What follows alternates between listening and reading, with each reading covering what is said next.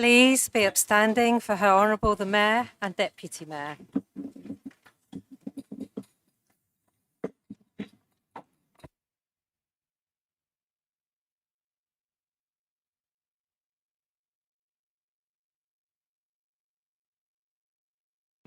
Please be seated.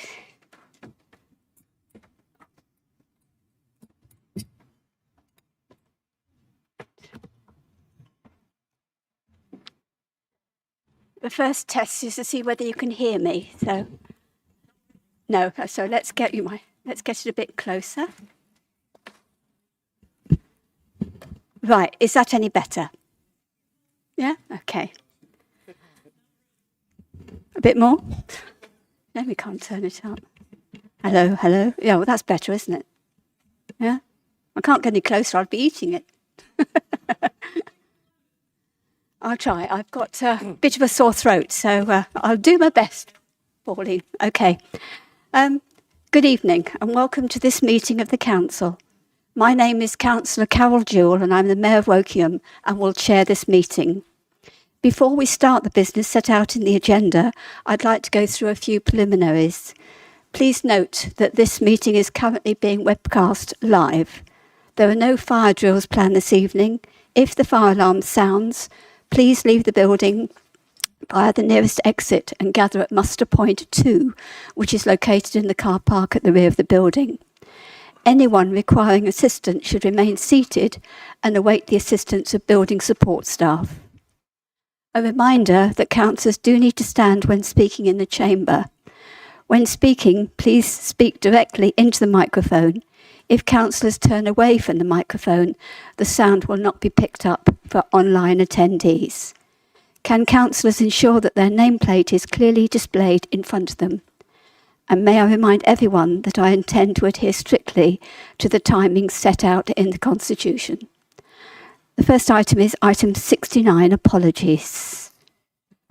There are apologies from Councillor Montgomery, Councillor Munro, Councillor Smith, Councillor Salmon, Councillor Evans. Could you add Councillor Mark Brunel Walker to that, please? That's a late one. Thank you. Item 70 is minutes of the previous meeting. May I sign the minutes of the council meeting held on the 23rd of October 2025 as a correct record? If I could have a show of hands, please. Thank you. Is anybody against? Any abstentions? Which do you want to be, against or abstention? I wasn't there, so I should abstain. Okay, we've got 2 abstentions then. That's right. Okay, thank you very much. Item 71 is declarations of interest. Stephen, Prue and Greg. Thank you very much, Madam Mayor. I must declare a personal interest in item 83 on the agenda, which is relates to the council-owned companies, because I'm a non-executive director of of Wokingham Borough Council Holdings Limited. Thank you, Prue. Thank you, Madam Mayor. The same agenda item, item 83. I'm also a non-executive director of Wokingham Borough Council Holdings Limited. Excuse me, Madam Mayor, this side's having trouble hearing any of that. So it's not just me? No. Okay. It is difficult when people stand up, I think, but can we all try and speak louder to help? Greg, you are the next person. Thank you, Madam Mayor. I declare a personal interest in item 83 as I'm employed by Optalis. Thank you. Thank you. And David? Can I declare interest in item 83 as I'm a non-executive director of Optalis? Thank you very much. There are no others? No? Okay, thank you. We move on to item 72, which is the Mayor's announcements. I've got 2.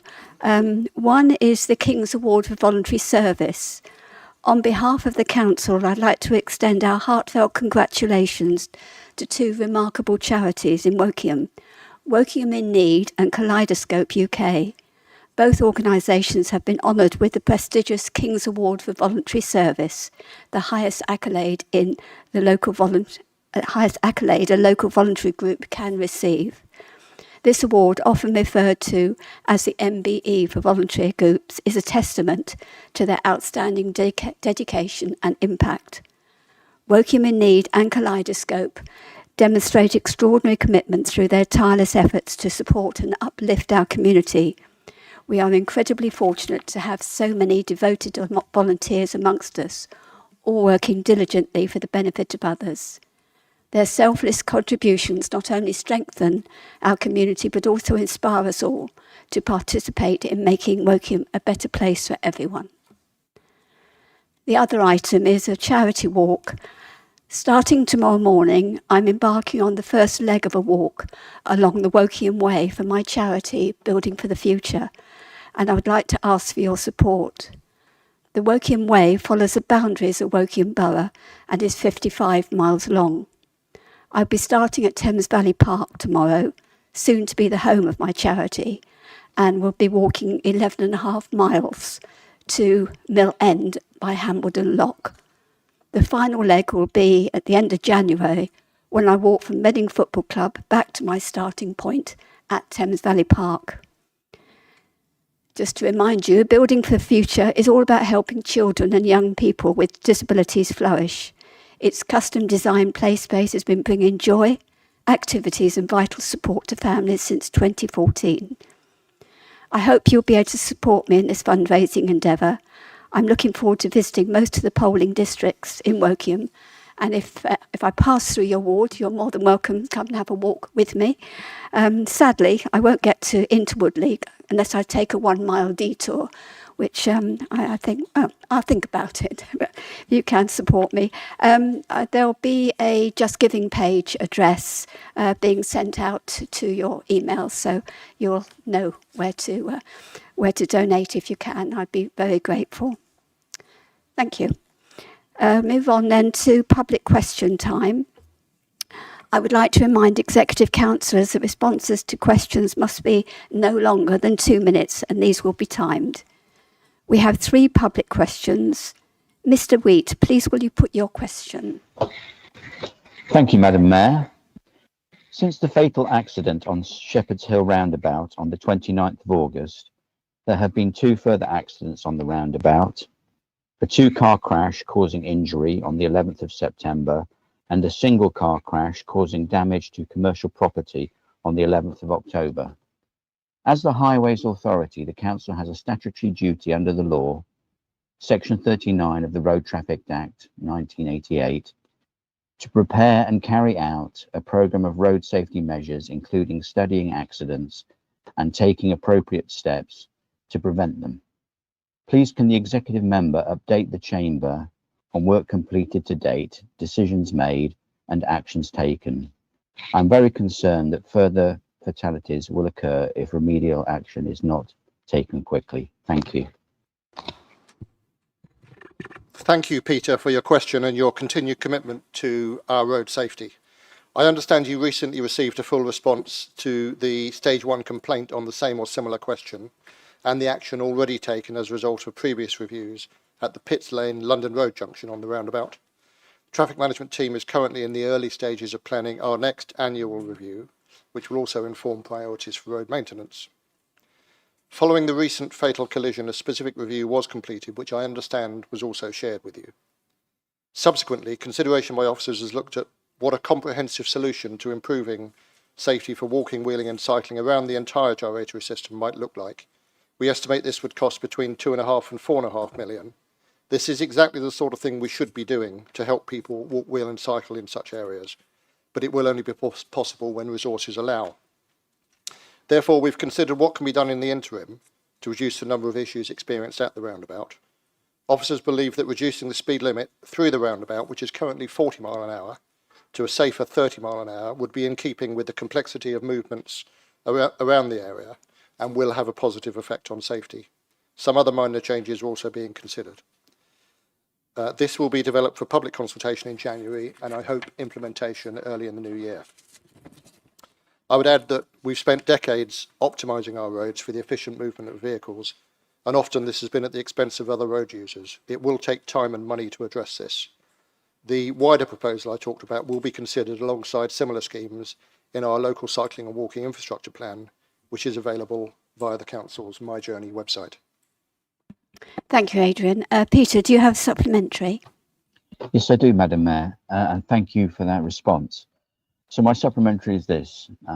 It is clear to me that AI cameras will change the face of traffic management in the near future with their ability to recognise vehicles, number plates, seatbelt violations, identifying in-car phone use, and assessing vehicle speed measured against virtual road lines, reporting only offenders.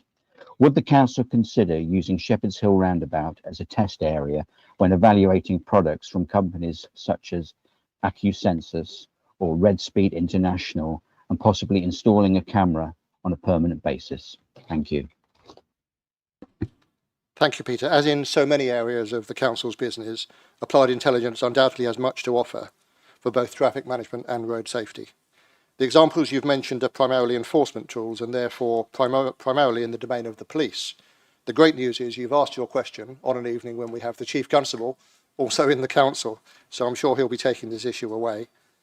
I'm keen that we take a much more proactive approach to such questions, and at the recent Thames Valley Road Safety Partnership meeting, both the question of how we access additional road safety data and intelligence and how AI might be used to assist with this were both discussed. The Council is always keen to collaborate on new technology. Indeed, we've recently done so in relation to persistent red light jumping in the Wargrave area, and I'm sure we'll do more of the same in the future. Thank you very much. That takes us on to the next question, which is from Mike Mosley to the Executive Councillor for Active Travel, Transport and Highways, which I believe Mike Smith is going to ask the question. Thank you, Madam Mayor. Yes, Mr Mosley has asked me to present his question to Council. Why are there no plans to resurface Silverdale Road in Earley? The surface is in a very poor state and is much worse than most roads, for example, Mill Lane, that have recently been resurfaced. Apparently, the many potholes, poor reinstatements, severe cracks and sunken drain holes are not considered to be dangerous. However, as a keen cyclist trying to be environmentally responsible, he has to ride in the centre of the road and when not possible has to swerve round holes, especially when there are deep puddles. As the roads need a proper resurface rather than a wallpapering over the cracks job, he assumes it has been put in the all too hard basket.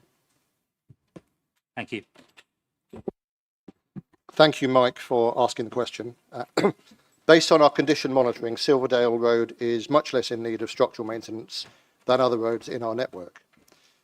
The road is routinely inspected at defined frequencies to ensure that it remains safe for all users in line with the Council's highways inspection policy. Any defects identified in these inspections are addressed in line with our safety standards. Like Mr Mosley, I also travel locally by bike, and I'm always happy to highlight the specific issues that people cycling face. With this in mind, I cycled Silverdale Road end to end both ways yesterday, and I'll be honest, I couldn't see any significant issues, but if Mr Mosley has any specific concerns, he can always report these directly using our online reporting forms. Any reports will be assessed promptly and remedial action will be undertaken if required. Thank you for raising Mr Mosley's concerns. Thank you. Thank you, Adrian. There's no supplementary, obviously. Then we move to Leon Cook, who wishes to ask a question of the Executive Councillor for Economic Development, Sport, Leisure and Arts. I believe is here. Thank you. Thank you, Madam Mayor. The Council has earmarked the creation of a new role for a Senior Skills and Employment Service Manager. Can the Council identify what the KPIs are for this role and how many additional jobs in the borough it will create? Thank you for your question, Leon, and for your interest in this important role. The Senior Skills and Employment Service Manager is a key position for Woking Borough Council. I like to describe it as community wealth building, because it's all about helping local people into meaningful, sustainable jobs and making sure local opportunities benefit residents. The main priorities include delivering our employment and skills strategy, especially supporting underrepresented groups into work, developing the new construction training academy with partners such as Mace, the builder. This year, around 20 local people are expected to retrain with numbers growing over time. Running job fairs which connect residents directly with employers. For example, previous fairs have attracted over 200 attendees and helped more than 70 people secure jobs at Sainsbury's in Arborfield. Working closely with major employers to open new roles for local people. Delivering a drama-based employability programme to help residents build confidence and communication skills. Supporting the Connect to Work programme, which is expected to help around 270 residents with complex needs or disabilities move into secure employment. Contributing to the Berkshire-wide plan tackling economic inactivity.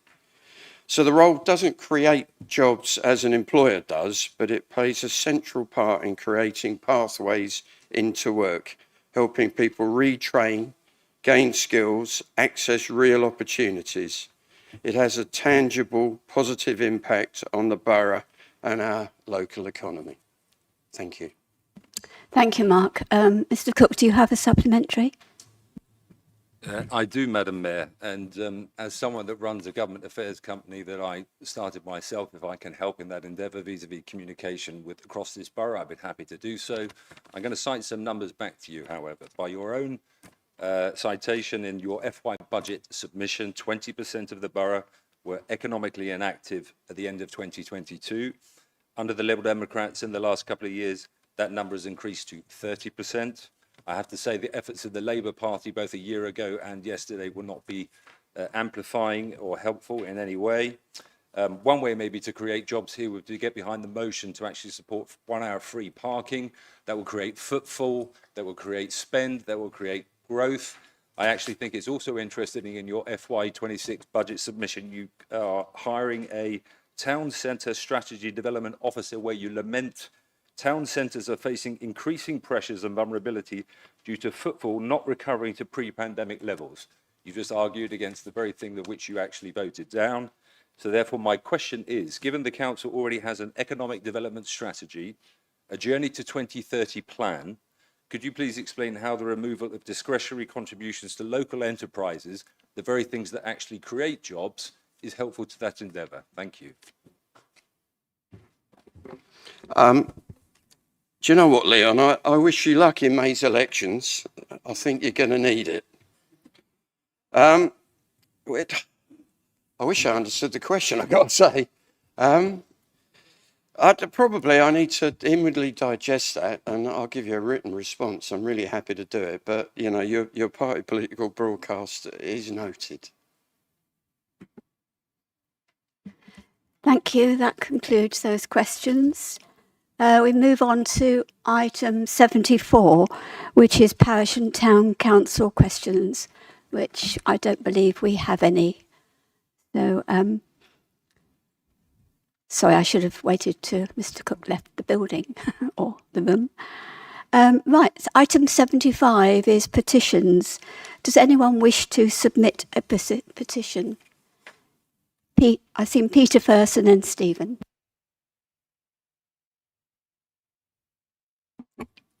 Thank you, Madam Mayor. Can you hear me? I will speak very loudly. Madam Mayor, the petition that I am presenting was started by David Slight, who has long campaigned for improvements to rail services within the borough and is supported by nearly 2,000 people. Twyford Railway Station provides a fantastic service into London, either a fast service to Paddington or the new Elizabeth line, which takes passengers into the heart of London and Docklands. Many people in the borough who work in London prefer this station to Wokingham due to the speed of service and direct access to the city and Canary Wharf. As well as commuters, this station attracts those who want to visit London for shopping, theatre and music events. But there is a problem: the capacity of the car park. The car park is full shortly after 7 a.m, meaning passengers are forced to park in residential side roads. This is a significant barrier to the use of Twyford Station and disrupts local residents with cars clogging up their streets. A proposal to impose parking restrictions close to the station will only push the problem further into the village.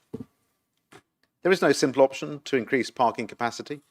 A proposal for a small car park at the coal yard by the station will provide little extra capacity and relies on already congested access roads. And a recent suggestion of a park and ride from Coppid Beach car park via Woking station to Twyford is completely impractical. This petition calls for a proper evaluation of the current demand for parking to assess the unmet demand and model future demand. This will give the Council, GWR and Network Rail a proper understanding of the needs of the passengers. The assessment should also capture what additional options should be available, such as bus travel and cycling. However, the primary focus should be on car travel, as this is the only practical method of travel for the majority of train users. This petition also calls for all the options for improved parking to be assessed against the forecast needs. Some of these may be politically difficult for local members, but the residents of the borough expect strong leadership to resolve this long-standing issue. Madam Mayor, this is a great opportunity to provide a new facility with charging stations, secure bicycle storage, and a well-lit, safer route to the station. A key demand of this petition is to act now. It is essential that the process starts now. Each month it is delayed is another month of misery for passengers and the residents of Twyford. Madam Mayor, we hope that this petition will trigger a debate at the next council meeting where members will have the opportunity to discuss the merits of the petition and agree a plan of action. Twyford Station is a first-class service with a third-rate car park. It is time the borough took this seriously and committed to making improvements. Thank you. Thank you, Peter. Could you present that petition to a member of the Democratic Services, or have you already done so? Well done, thank you. Right, Stephen, you're next. Thank you. Thank you, Madam Mayor. I'm privileged to present to Council a petition carried out by Maiden Early Residents Association, also known as MIRA, at the request of Aldrington Primary School Parents and Teachers Association. And I'm pleased to say that we've got representatives from MIRA in the public gallery with us this evening. The petition asks Council to consider safety improvements to the shared driveway into Aldrington School and Maiden Early School between the two parades of shops on Silverdale Road early. Silverdale Road may be unique within the borough as it has 3 schools along its length, contains a local shopping centre, is a major connecting route and also a bus route. The proximity of Aldrington School, Maiden Early School and the shops makes this a focal point for both traffic and pedestrians. In 2017, 2 5-year-old children were pinned by a vehicle against a telephone box at the side of this driveway. Both required hospital treatment, with one being airlifted to John Radcliffe Hospital in Oxford. Since then, the council has taken some action in this area, but in November 2024, a vehicle reversed into the front of the Boots the Chemist. Fortunately, this happened on a Sunday, so the area was a lot quieter than it is when children are arriving and leaving school. It could have been so much worse. MIRA representatives and school staff have witnessed numerous near misses, and there is a significant concern that unless further action is taken, it is only a matter of time before the next serious accident occurs. MIRA conducted a traffic survey on 8 and 9 September during the times when children were arriving at and leaving school, and the children largely share the same driveway with traffic as the walkway is very narrow and partly blocked by other street furniture. The peak morning traffic was 147 vehicles in just 50 minutes, and the peak evening traffic was 116 vehicles in just over 90 minutes, with hundreds of children also crammed into the same narrow space. MIRA broadly supports the principle of creating safer roads for all users, as set out in the draft speed limits policy, but just reducing speed limits is not enough where you have other factors that should be taken into account and would be relatively easy to address.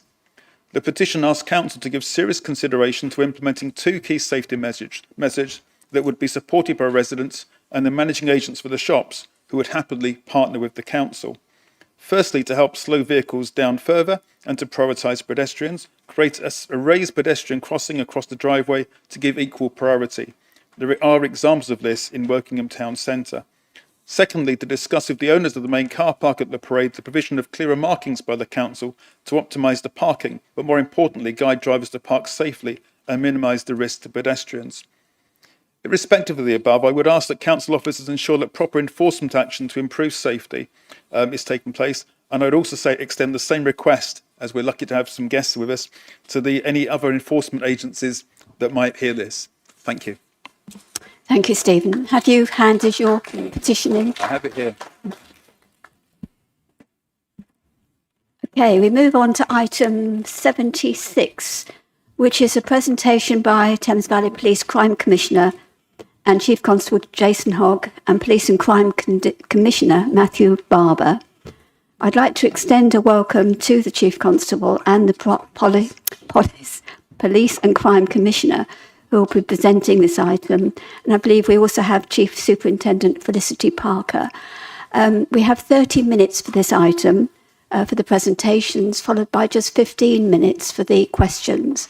I'll come down to who's asking the questions when we get to that point. But the floor is yours, gentlemen.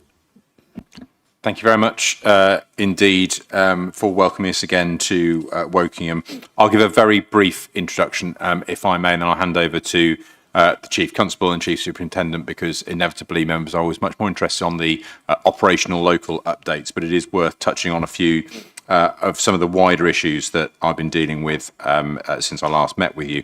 I can't sit here and not mention the fact that members will be aware of the demise of police and crime commissioners, which has been announced by the government.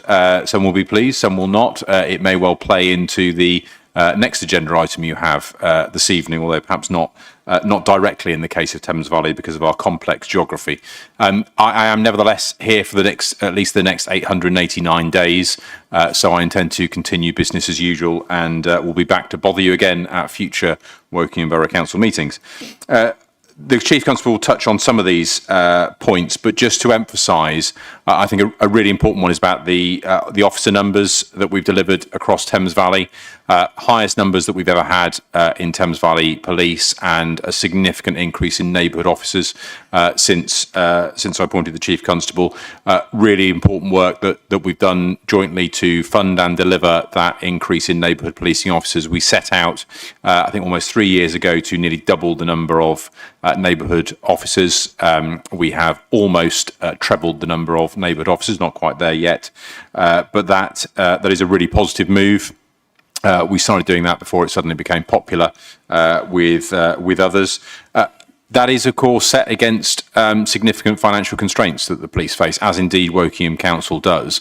And at the moment, our increase in funding, where we see it from central government, is focused very much around the delivery of a certain niche group of police officers who are very important to delivering policing in Thames Valley, but the job of policing is much wider, and that inevitably puts additional pressure on the organisation in terms of staff roles elsewhere, and we have a significant savings target still to meet over the coming year. The settlement we had following the comprehensive spending review is, if you look at the current rates of inflation, undoubtedly a real terms cut to policing over the coming years, and it was front loaded. So we will see year on year, as we get through the 3-year settlement, the financial situation getting tighter and tighter. One of the areas which we have seen significant success in, without actually putting vast sums of money into, moving on from the finances, around the performance of 101, the non-emergency telephone number. When I came here 2 or 3 years ago, the call waiting times were around 7.5 minutes to get through on 101.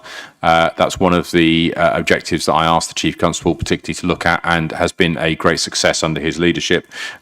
Over the last 6 months, the average time to answer a 101 call has been 2 minutes and 2 seconds. That is a vast improvement. In the last complete month of October, it was 1 minute and 22 seconds as an average. There are, of course, still outliers, and there is still more work to do to deal with those, but as a significant average, that is a vast improvement in terms of getting that response down for the non-emergency numbers. 999s are still answered within 3 seconds, and this week the force have launched an AI chatbot, imaginatively named Bobby, which allows the public to engage in non-emergency questions through the policing website. I think there's a huge amount of potential for the use of this technology, not to replace, and I'm really clear about this, not to ever replace the telephone line or the face-to-face contact that people might have with police officers, but it is a technology that people have come to expect from public services and private companies, and it's quite right that police use that technology as well. And the more we can do through that technology, the more it frees up human time to deal with the 101 and the 999 calls, hopefully further improving the performance there. Some particular areas that my office have been focused on in recent months, which will have an impact on Wokingham Council. I touch on road safety. Councillor Newton knows from the Police and Crime Panel, we've set up that Thames Valley Road Safety Partnership, which has already been referenced. Clearly, members here will have much deeper knowledge of those individual locations that they talk about. But the purpose of this partnership is to avoid what sometimes happens, which is the buck passing between local authorities and police either the council needs to sort things out or the police need to sort things out. Actually, this is about taking a much more grown-up strategic view, looking at the data that is available to local authorities. We have various different data sets which are obtained by different highways authorities across Thames Valley, seeking to get some consistency so we understand where the risk is, looking at those incidents that have taken place. The very sad fatal incident that's already been mentioned this evening will show up in Stats 19 data, but there is a huge amount more out there that is available from private companies, from telematics in vehicles, from mobile phones, which can highlight to us where there are danger points, where are there places on our road where we see sharp braking at certain junctions, which isn't picked up by accidents yet, but we can perhaps look ahead to try and identify where there are issues. That may well lead to police enforcement. It may well lead to local authorities changing road layouts, but we need to work together on that. So really encouraged by the work with Wokingham Borough on that work. Similarly with antisocial behaviour, really proactive team. I know in Wokingham, in terms of the council managing antisocial behaviour, this is almost by definition the things that fall below the threshold of crime, but neighbourhood police officers will often be involved. For the public, there's often some genuine confusion about who do I report to? Do I go to the police? Do I go to the council? Some people will give up, some people will report to both, and so we're double counting. So the piece of work there, particularly we're looking at, is about having a single way of reporting to both the police and local authorities, and hopefully a single way of managing those cases. Now, that is still a significant way off. It would be difficult enough to get us to combine that work between Thames Valley Police and Wokingham Borough Council. I'm trying to do that across all 14 local authorities in Thames Valley at the same time. But there is some real enthusiasm from members and from officers to try and bring that about, so that we continue that work. And finally, before I hand over, another issue that is regularly raised is around fly tipping. We will be looking at a pilot scheme which has been run out in other parts of the country, which looks to take money, potentially some of the community fund money that we take from criminals, to support landowners in the removal of waste that is fly tipped on their land. All too often, those fly tips don't even get reported to the council because landowners fear being fined for having that waste on the land themselves. That means there are less investigations. That means we aren't going after the criminals who are responsible for this waste crime. So supporting victims to remove waste from their land at no cost to the public purse has the opportunity to enable Wokingham Borough to do more in terms of investigations and potentially pass more intelligence on to the police. I could talk more about some of the work we're doing on vehicle crime and shoplifting, but I'm sure some of that will come out in the questions, and I will hand over to the Chief now for the operational update. Good evening, ladies and gentlemen. As ever, thank you for the warm welcome. It's always lovely to come to Wokingham. You are a very friendly bunch. I would like to go through in high-level terms, say a little bit about Thames Valley Police, what we've done in the last 12 months since I was here, and then hand over to Felicity, the local commander, to talk about some specific issues relating to crime and antisocial behaviour here. So in the short time I have, I want to talk a little bit about recruitment, about our force restructure, neighbourhood policing, and if I have time, I'm looking at my watch, talk a little bit about violence against women and girls. I'm having a few. I'm just going to continue talking then. Matthew mentioned it. We have more police officers in Thames Valley Police than ever before. We have 9,200 officers and staff with a further 1,500 volunteers. We're one of the biggest employers in the southeast. And the good news, in fact, I was here 2 years ago, and there was a journalist asked me, "What keeps you awake at night?" And my answer 2 years ago was recruitment and retention. We were struggling to recruit quality people and retain them. The good news is, as I speak today, in that 2.5 years later, we have no police officer vacancies. We have no detective vacancies at a time when there's a crisis around people wanting to become detectives. We have no vacancies in our contact management centres, which is why we're picking the phone up quicker. And we are retaining those people as well, which is a hard-fought battle. But fundamentally, my number one job really is to make Thames Valley Police a great organisation to work for, where we can attract talent from across our communities who want to invest working, hopefully for us, for the decades to come. And we are in a good place as we speak. And we're more diverse than ever before. I did a talk today about policing at an event, and people think police officers are all men from those crime dramas we all see on the television. 48% of my workforce are female, 40% of all new recruits are female. Have a look around the streets. And we've had some successes recruiting from our Black, Asian and minority ethnic communities, but need to do a lot more in that space. And I'm very, very clear, and I talk to the Police and Crime Commission regularly, it's so important for my workforce to represent the communities which it serves. Moving on to our force restructure. Apologies with the IT. I'm sure we will get there. In the past 18 months, we've restructured the force. It's the biggest force. There we go. Yeah, force restructure in the last 15 years. A new structure went live here in Berkshire West with a new local command unit, we're calling it, in May this year. If you might meet the odd officer who is still thinking it's not like it used to be, which it isn't. It will settle down, and this is the last area to go live. In effect, what we've done, we have saved in total £20 million. I'm so glad we have done these changes as our budgets are shrinking. It saved us £20 million by taking out tiers of management fundamentally, and creating, rather than 12 local policing areas, we now have 5 local command units. Your local commander is Felicity here with you. If performance is good here in Wokingham, it is all down to Felicity. If it is not going well, from my perspective, it is all down to Felicity. So there is absolutely clear, very clear accountability, and much more so than the structures that we had previously.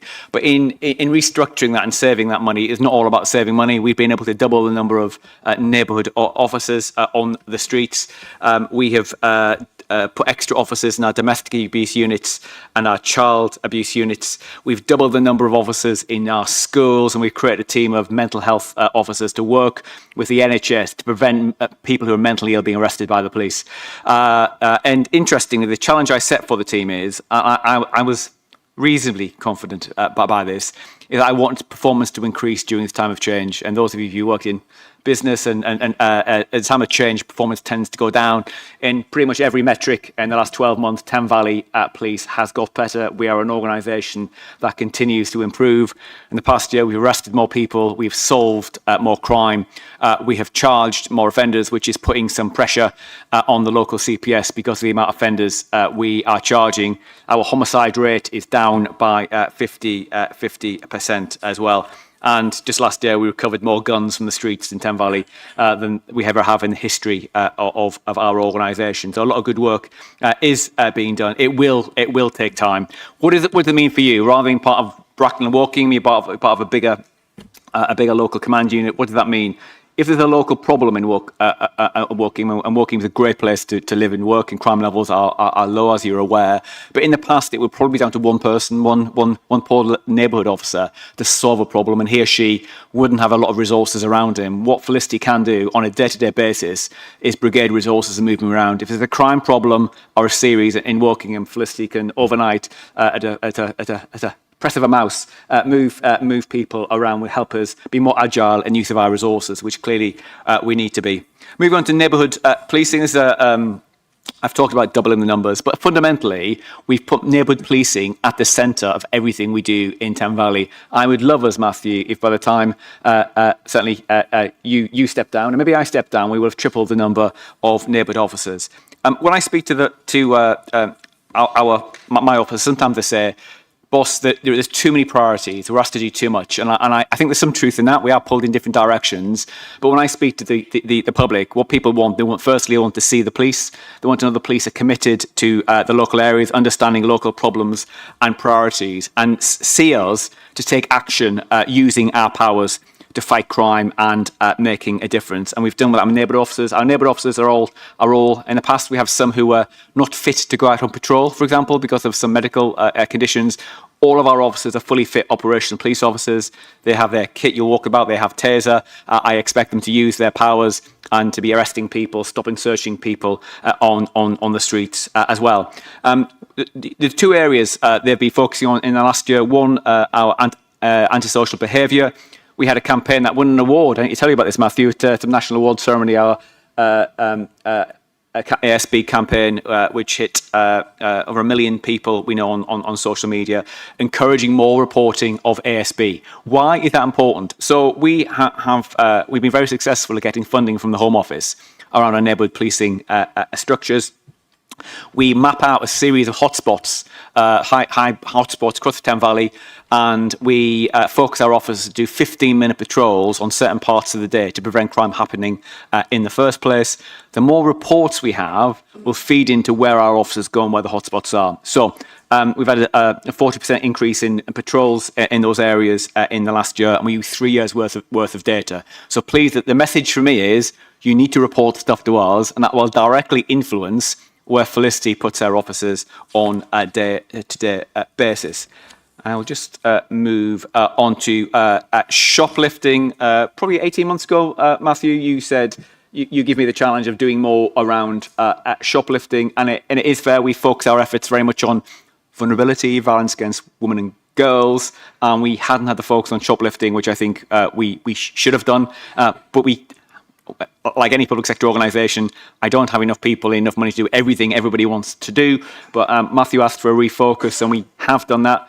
All your neighbourhood officers in your communities will be carrying a shoplifting caseload. They will be attending and arresting those suspects, and your local neighbourhood officers will know who they are. We had a 100% increase in solved crime from shoplifting last year, and further improvements across the force this year. And I've checked recently, we map all our prolific and priority offenders. And the reason why, despite resource challenges Matthew's talked about, policing is still winnable is because a small amount of people commit the most amount of crime in a very small number of locations. If we put our right people in our areas, we will make a difference. And policing is much more scientific than people think. It's not all about Sherlock Holmes gut reactions, a bit of an art rather than a craft. It's very much more scientific, like I've said, than people think. When it comes to neighbourhood policing, colleagues, I hope you know who your local neighbourhood officers are. If you haven't, please can you go online? I would encourage you to do it now, and you'll be able to identify and ask for them to come and visit you and meet you, preferably in groups rather than individually, because it'll take a long time. But you really need to know that. We need to know what's happening, and you can help us set our local priorities as well. We've got a new neighbourhood app, which the Home Office have said we're the only force in the country who's been able to measure what neighbourhood officers do. Isn't it great to have more cops on the streets? But what they're doing, are they being productive? And I would encourage you to follow your neighbourhood teams on social media, because you will see them, what they're doing every day. We never see a police officer in my street. There might have been one walk past your house or your business, and we can show exactly where our officers are. So I encourage you to do that. Matthew has talked about contact management. It was 22 seconds this morning when I came in answering 101, and we've done that without putting any extra people in there. We've invested in technology. It's taken a bit of time. That is a future. I was delighted with the positive publicity we got with our first AI chatbot in the country yesterday. It was one of the lead stories on BBC Radio 4 at 7 o'clock when I was driving to work. I understand Chris Moyles, I was on Radio X, tried to break the AI chatbot live on Radio X yesterday, and the chatbot was able to answer all the silly questions Mr. Morrell asked in a very professional way. And I do think this is the future, and there's more we can do, and we will shortly be going live with speech and text analytics to identify if there is a queue, from the tone of the voice and what people are saying, who are the vulnerable people, and put them to the front of the queue as well. So there's a lot more to go in this space. But when you ring the police, and most people don't ring the police very often, the public wants to pick the phone up quickly and get there quickly. So it's a really important area for me. Right, I am running out of time. What can I talk about? Let me talk briefly about rape, violence against women and girls. I saw it's a White Ribbon event this week. I saw there's a big banner out there.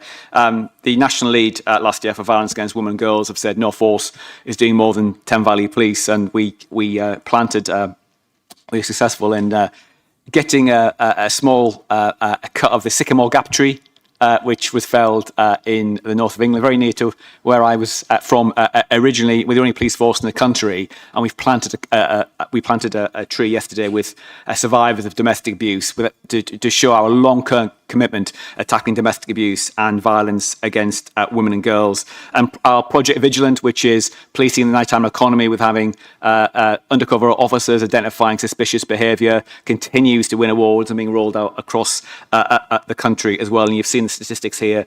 Every year we are solving more rape offences, and I'm confident we will continue to do that with the work we're doing. And the final point is this, and it was interesting. We presented last night, didn't we?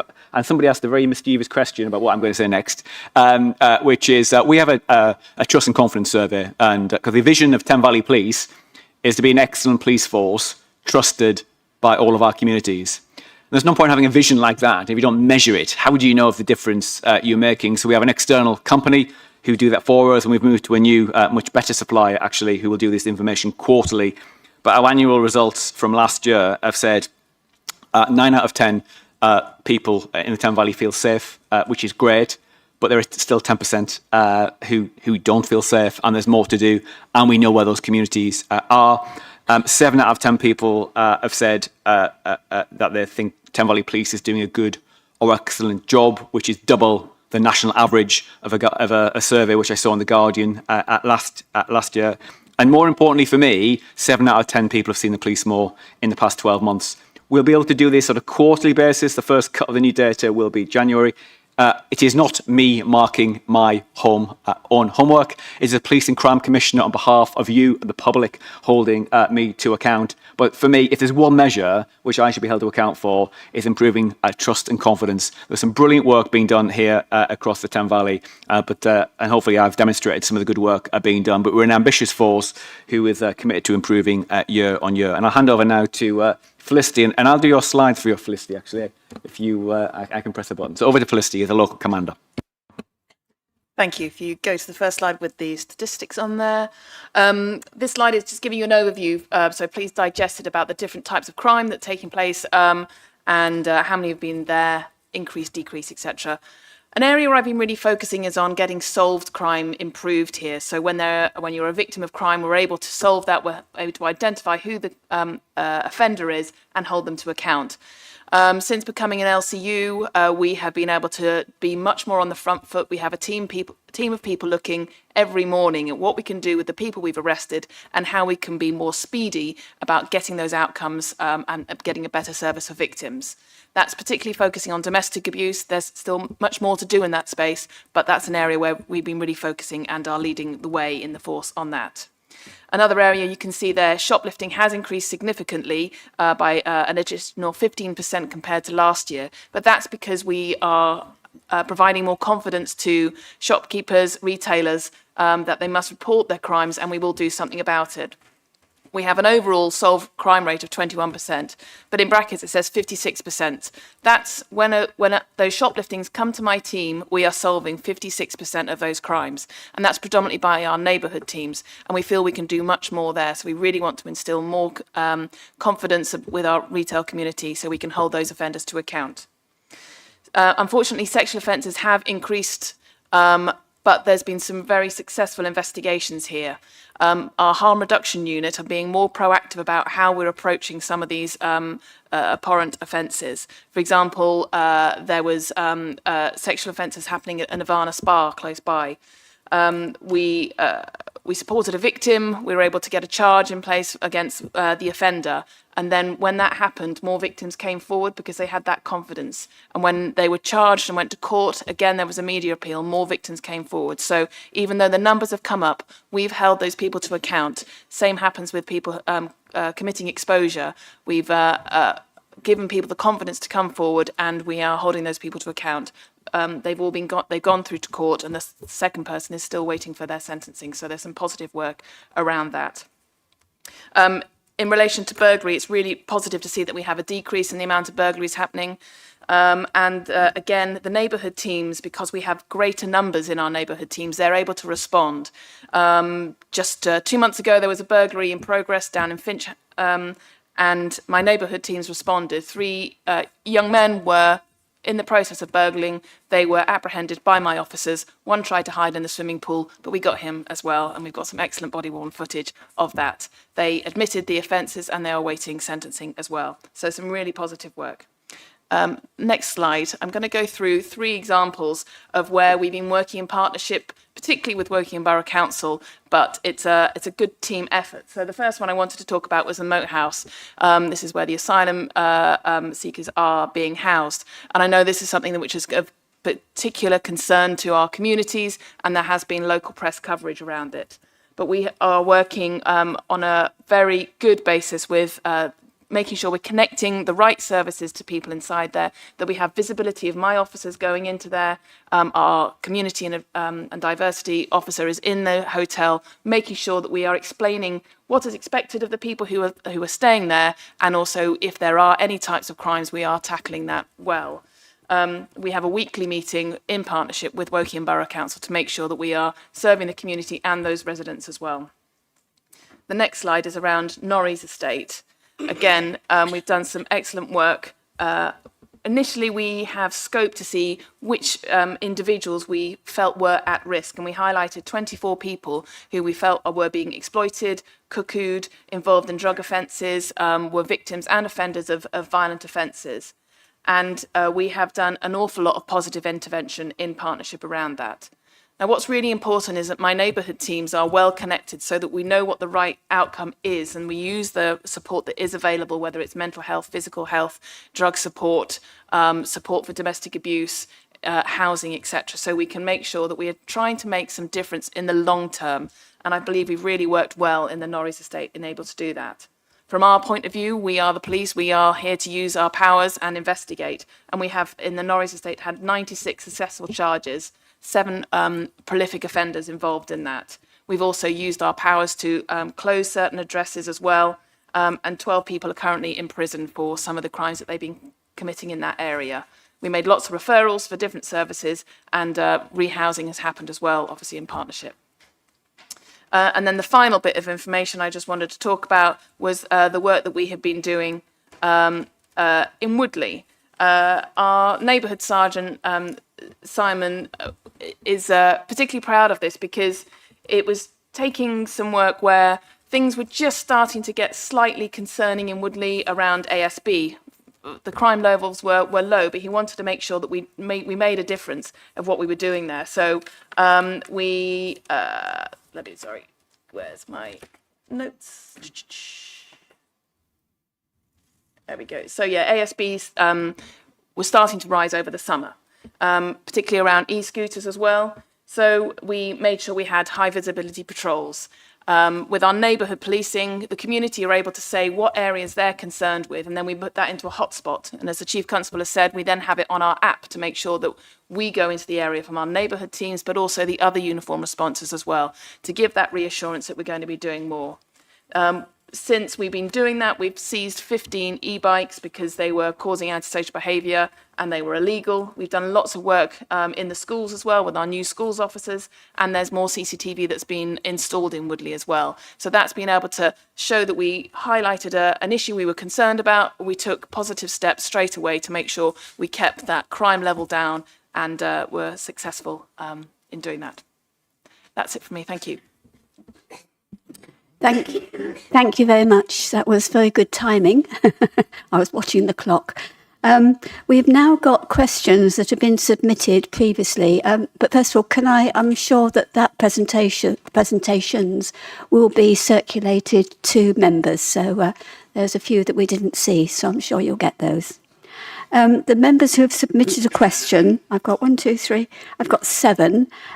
We have only 15 minutes and I'm going to be fairly rigid on that. But the names I've got are Greg Bellow, Caroline Smith, Mike Smith, Sam Akhtar, Beth Rowland, Chetna Yamtha and Dave Edmonds. So if we could start with Greg. Thank you very much. Thank you, Madam Mayor. I'm grateful for the briefing by the local commander and in some way addresses this question. But local residents in Woodley have expressed concern that the level of police patrolling in Woodley town centre and Woodley in general as an area has gone down over the year. With low police presence, this after the Woodley Police Office was reopened last year. Could the local commander please provide information on what operational arrangements are in place and how Woodley residents' concerns can be addressed, please? Thank you. Thank you for your question. Yes, as I've given an example of how we are operating in the area. You might not always see us. It depends where those hotspots are, but we are definitely working proactively in the Woodley area. The station has reopened, which is very positive. It's not 24/7, but the PCSOs and the police constables who work for the Woodley neighbourhood team, they are stationed there and they start and finish there. We are more present in the area with Have Your Say meetings, and if you've got other ways you'd like us to publicise those or have different examples of where we could be in Woodley, then I'm really happy to take those and make sure that Simon put those in place. But we are there, absolutely. We are holding events. And if there's some feedback from the community of areas where we should be going to, we can put that into our patrol plan and make sure that we are serving the people in Woodley. Thanks. Thank you, Felicity. That's really helpful. The next question is from Caroline Smith. Thank you, and thank you for the presentation. It's very informative. Under Clare's law, a person can ask the police if their partner has any history of being abusive. The Home Office statutory guidelines say such a request should be responded to in 28 days. According to a BBC Freedom of Information request, the right to ask an application within the domestic abuse disclosure scheme is often badly delayed in response. In one case, the response took 2 years. 6 forces failed to meet the guidelines in more than half their cases, and only 22 of the 43 police forces could provide any data. In context, there were 59,000 requests in 2024, and 1 in 5 people do not report domestic abuse in the first place. This must translate to literally thousands of requests going unanswered. What is the situation at Thames Valley Police, please? Thank you. Councillor, thank you for the question. Well, firstly, we've got great data. So we are not one of those police forces who don't have data. I've got the data here I can share with you. In effect, our approach to Clare's law in the past has not been good enough. It's been called out by the police crime panel, who've asked a couple of nods in the room, who put some pressure on Matthew, who said to me, "What are you doing about this?" Now, it's taken longer to fix this problem. I would have liked, but I want as an organisation to get away from, if there's a problem, throwing more resources at it, because I haven't got enough resources. And if you prioritise the resources in one area, it creates a problem elsewhere. So we have effectively fixed this by, I've talked about investment in technology. We built a robot, which it does 2 things. One, it takes away the work which an individual would have to do in the past, and it does it automatically, firstly. But more importantly, what it does, when we get a domestic abuse case in, identifies individuals where we could make a disclosure before they ask. So we're predictive around making those disclosures. In the past, this work used to be done by busy detectives who are working at domestic abuse units. We now have high harm reduction units based in each command unit. So Felicity has a harm reduction unit, works in her, and part of their core role is to do these checks to make sure they're done on time. Interestingly, in the past 12 months, we've had a 41% increase in the number of requests we've had for disclosures. I just pulled the data. Last year, we only responded within 31% of the time to Claire's law disclosures in 28 days. It's currently at 71%. And I asked the question, 71%, that still feels pretty low to me. I want us to be 100%. Why is that? And there is a really good reason for this when I've looked into this, and I have looked in detail because of Matthew's asked me to personally look into it. Sometimes and very often we get it's third-party report. It's not an individual saying I've got a new partner. It's a friend, it's a neighbour, it's a sister, it's a brother, and we don't have the right information for us. It takes time, and also sometimes we do inquiries with the police force that take time to get to us. But the most important reason is, and we are changing this policy, if we get a disclosure, we never take it off the books. And sometimes what happens, we get a disclosure from an individual and who wants an update, and we simply can't contact them. We ring them, we email them repeatedly, but we don't take them from the books until we found them. We are changing that process.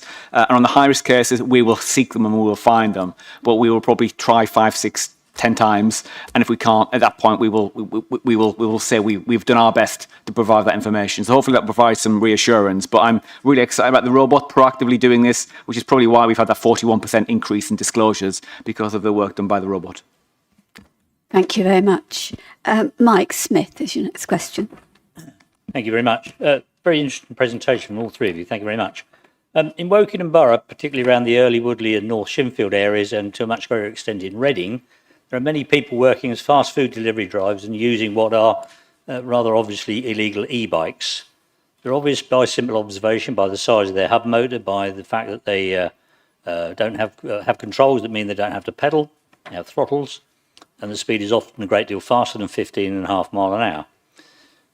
They also tend to be working late at night, wearing dark clothing and without lights on the bikes, and often seem to completely ignore the requirements of the highway code at road junctions and traffic lights.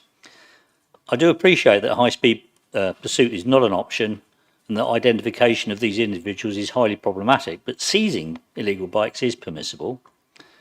If it's de-restricted, overpowered or throttled only, then it's classified as a motor vehicle and can be seized for having no insurance or tax, as I understand it. What action are you taking, please, to take these illegal and dangerous bikes off the road? I did note that you said you seized 15. I wasn't sure whether that was just in Woodley or elsewhere, but for the rest of Reading, be interested. Thank you. Yeah, thank you. If I start and Felicity can talk locally, it's fair to say about 18 months ago, I got more letters in my mailbag about e-bikes and e-scooters than anything else. I am somewhat frustrated by this, and I'm very because the government need to have a look at the legislation around this. These are on the streets, and we're using 1988 legislation under the Road Traffic Act in trying to enforce this. And there is an issue of our ability to pursue, and I'm not prepared to put my officers in a situation where they will be investigated if somebody fell off and hurt themselves, and we will be liable because of the law in its current format. That being the case, we have focused our neighbourhood teams on e-bikes and e-scooters.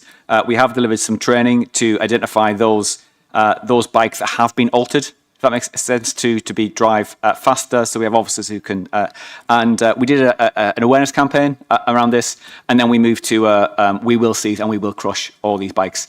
So I think probably last time here we seized about 15, 20 bikes. In the past year, we had real focus. We've seized 1,106 bikes to the end of September. We tend to do that in focused activity in location. The way it works best is where we have a neighbourhood team with our traffic officers, and we will seize them, and then we will stop bikes without lights, and we give out lights to people who don't have lights and encourage them to drive safely as well. So we are doing a great deal of work in this area, because I do know people do feel unsafe walking down a precinct in a shopping centre and people whizzing back past on an e-scooter or an e-bike, but it just shows the commitment we have, and we crush them all. And there's some risk there. We haven't lost the case at court yet, and we haven't been sued. Fingers crossed, touch wood. But we will do everything we can using the existing legislation to take these bikes off the streets. But Felicity, you can talk locally about what you're doing. Yeah, so the 15 is just in Woodley. Between June and September, we seized 118 illegal e-bikes and e-scooters in this area. We are really committed to make a difference around this. We do joint operations with immigration officers as well, particularly around the fast food drivers. We've done that in Reading Town Centre several times as well, which has an impact on the wider areas as well.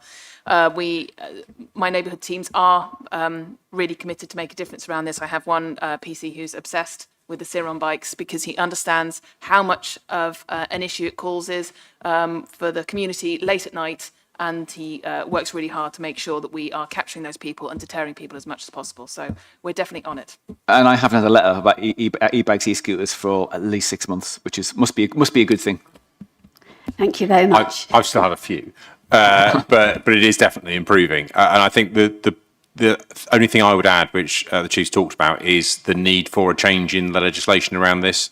We can't put the genie back in the bottle. And for a lot of people, they're a really good way to get around certainly congested towns and cities. However, there are people who use them incredibly recklessly and dangerously. And I often use the comparison that actually some of the behaviour we see, not all of it, but some of the behaviour that we see, some of the issues that causes Felicity's officers to have concerns, some of the things that concern the public, would be just as dangerous if it was done on a push bike. This is about people riding on pavements, having no regard for other pedestrians, pulling out in front of traffic, all those sorts of things. It's the behaviour of these people on them as much as it is the vehicle itself. So, to my mind, the government needs to rapidly move away from what we've had, which is the trials in certain places where you can use them legally because they're insured, move to a system where private individuals can insure them, but with appropriate regulation about need to wear helmets, only one person on each vehicle, etc., so that then for the majority of people who might want to use a vehicle safely and responsibly can do so with a driving licence, with insurance, as most of us do on the roads, and do so properly. And then Felicity's officers can focus on those people who are using them recklessly, dangerously, and often for other criminal activity. And we can bear down on those people and allow other people to get on with their lives. Thank you, Matthew. I'm keen to get on to the other questions, try and get through them. The next question is from Sam Akhtar. Thank you. Over the summer, Thames Ward, particularly the Sonning area, has experienced a noticeable increase in burglaries and related suspicious activity.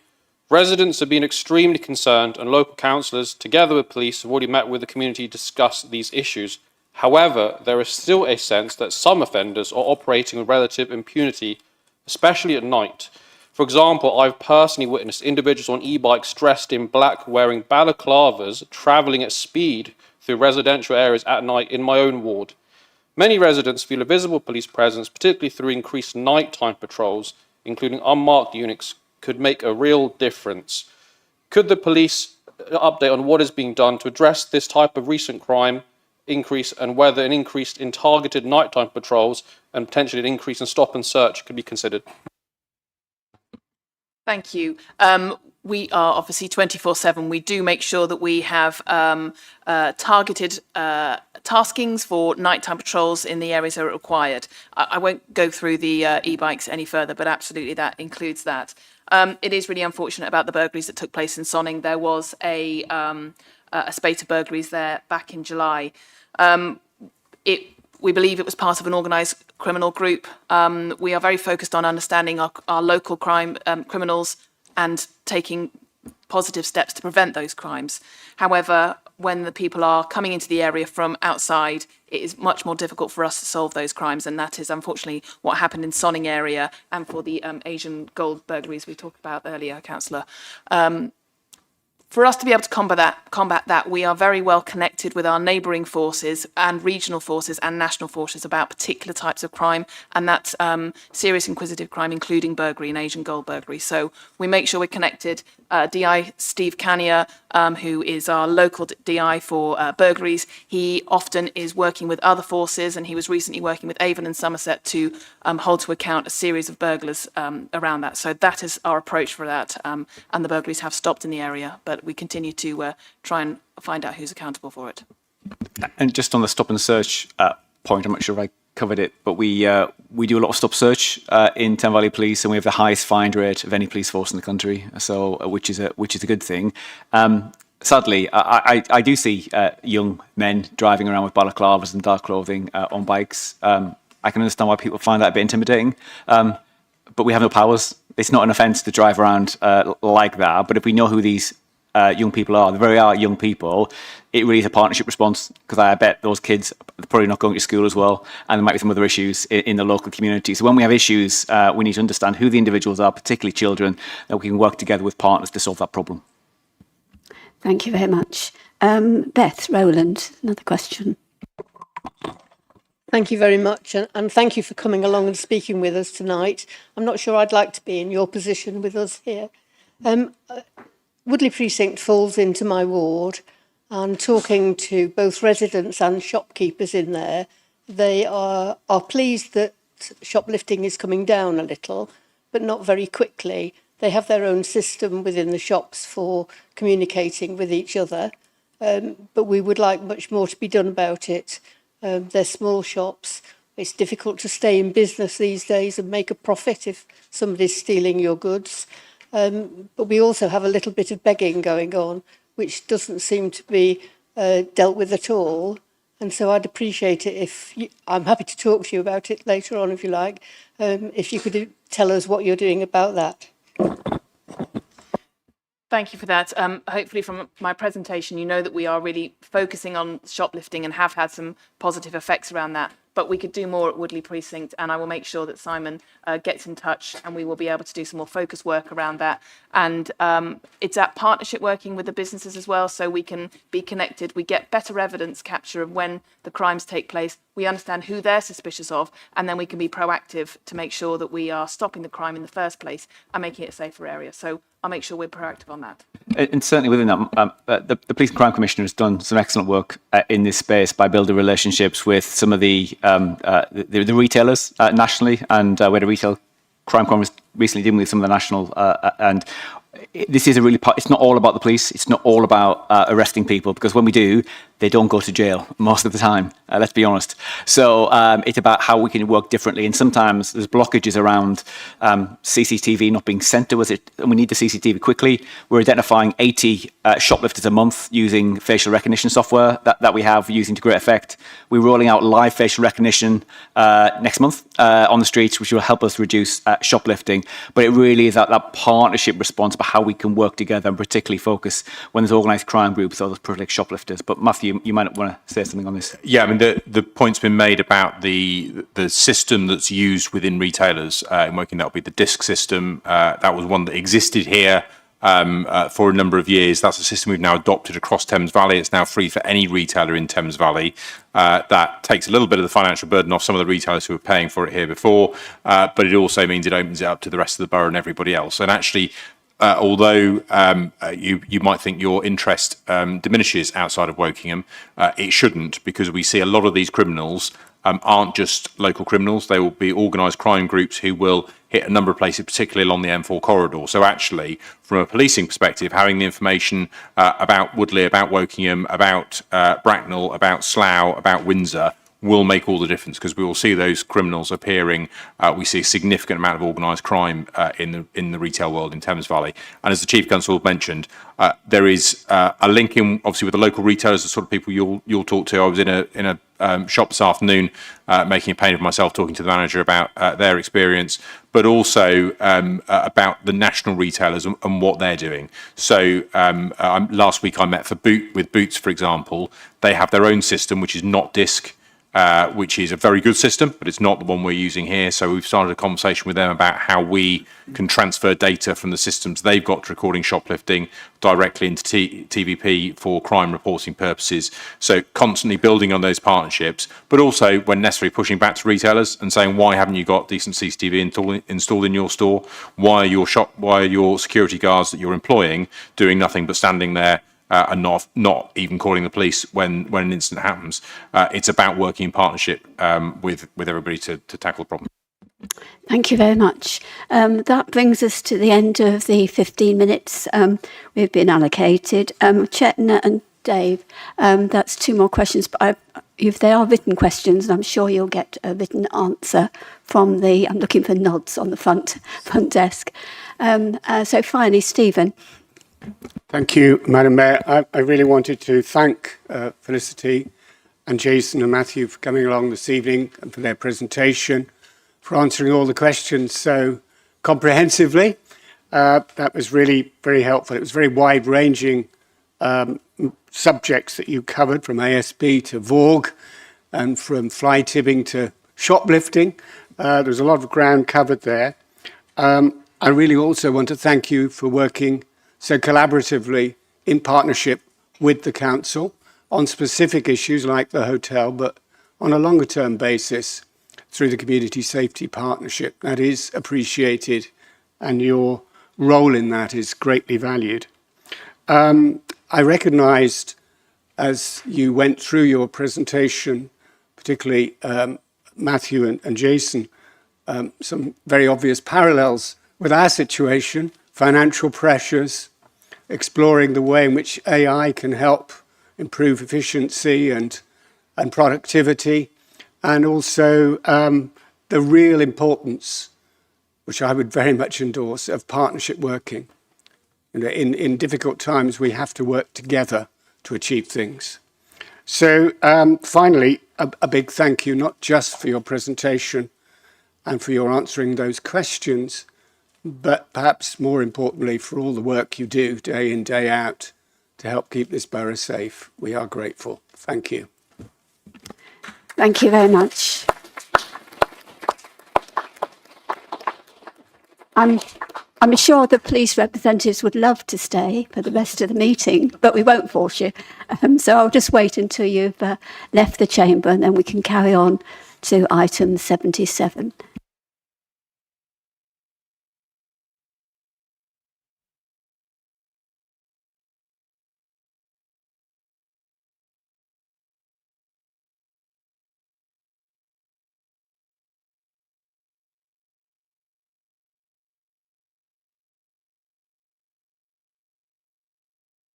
Okay, thank you very much. That was really useful. Hopefully there will be those written answers to the questions we didn't get to. I'm sorry about that.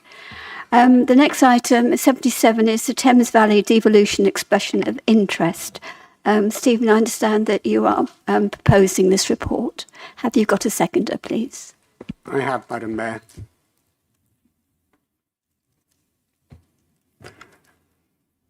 Madam Mayor, at a time when Wokingham Borough Council and many other councils face swingeing cuts in their funding from central government, consideration of regional level mayoral strategic authorities might seem like a distraction from the financial challenges that we face. I would argue the opposite. Mayoral strategic authorities, far from being a distraction, might be part of the answer to our lack of money. They provide a route to resources that otherwise would be unavailable to us. The leaders of councils across the Thames Valley recognise this opportunity and are keen to explore how we can benefit. For the Thames Valley to continue to contribute so impressively to the UK economy, regional infrastructure constraints, especially relating to transport links, lack of affordable housing, and skills shortages, need to be addressed. A mayoral strategic authority is the best way to lever in the investment that can help us to address those infrastructure constraints. To give an example, Homes England has been allocated some £39 billion to support the delivery of affordable housing schemes. While Homes England money is being committed to individual councils, we have secured some. The big grants are being given to mayoral strategic authorities, not to single councils. Mayoral strategic authorities also provide greater opportunities to attract private investors who want to engage at a regional rather than council level. Their investment, as with public money, should stimulate economic growth and therefore increase our retained business rates, which will help ease our own financial pressures. The government has clearly stated its ambition to have all parts of England in a mayoral strategic authority. We could wait and see whether ministers change their minds, but that, in my view, would be a very risky course. We would be at the back of the queue when it came to attracting resources, both public and private. An expression of interest would enable us to begin discussions with the government about a potential mayoral strategic authority. Those discussions would give us the chance to address any concerns we have. If those concerns remain unaddressed, we can disengage, for the moment at least, though the risk remains that a mayoral strategic authority will sooner or later be imposed upon us. To refuse to take this first non-binding step would be to miss a great opportunity. We have nothing to lose and may have much to gain. Thank you, Madam Mayor. Thank you very much. Does any councillor wish to speak against the report? Okay. Before I take your hands, could I just ask the seconder, do you wish to speak now, Imogen, or to reserve your right? I wish to reserve my right, thank you. Okay, those that want to speak against, could you put your hands up again and we'll make a note. Thank you. Dave, Pauline, and Moses. 1, 2, 3? Yeah. Okay, right, okay. Right, I've got 3 hands up, so starting on my... Any more? No? Okay, starting on my right. Yeah. Sorry. Some people may wish to speak for as well, Madam Mayor. Of course, yes. I always forget that, don't I? I see a show of hands, those that want to speak for the motion, please. It's Adrian. Mark. Okay, so we'll do the opposite. Okay, thank you. We'll start with Dave Edmonds, please, and then move on to Adrian.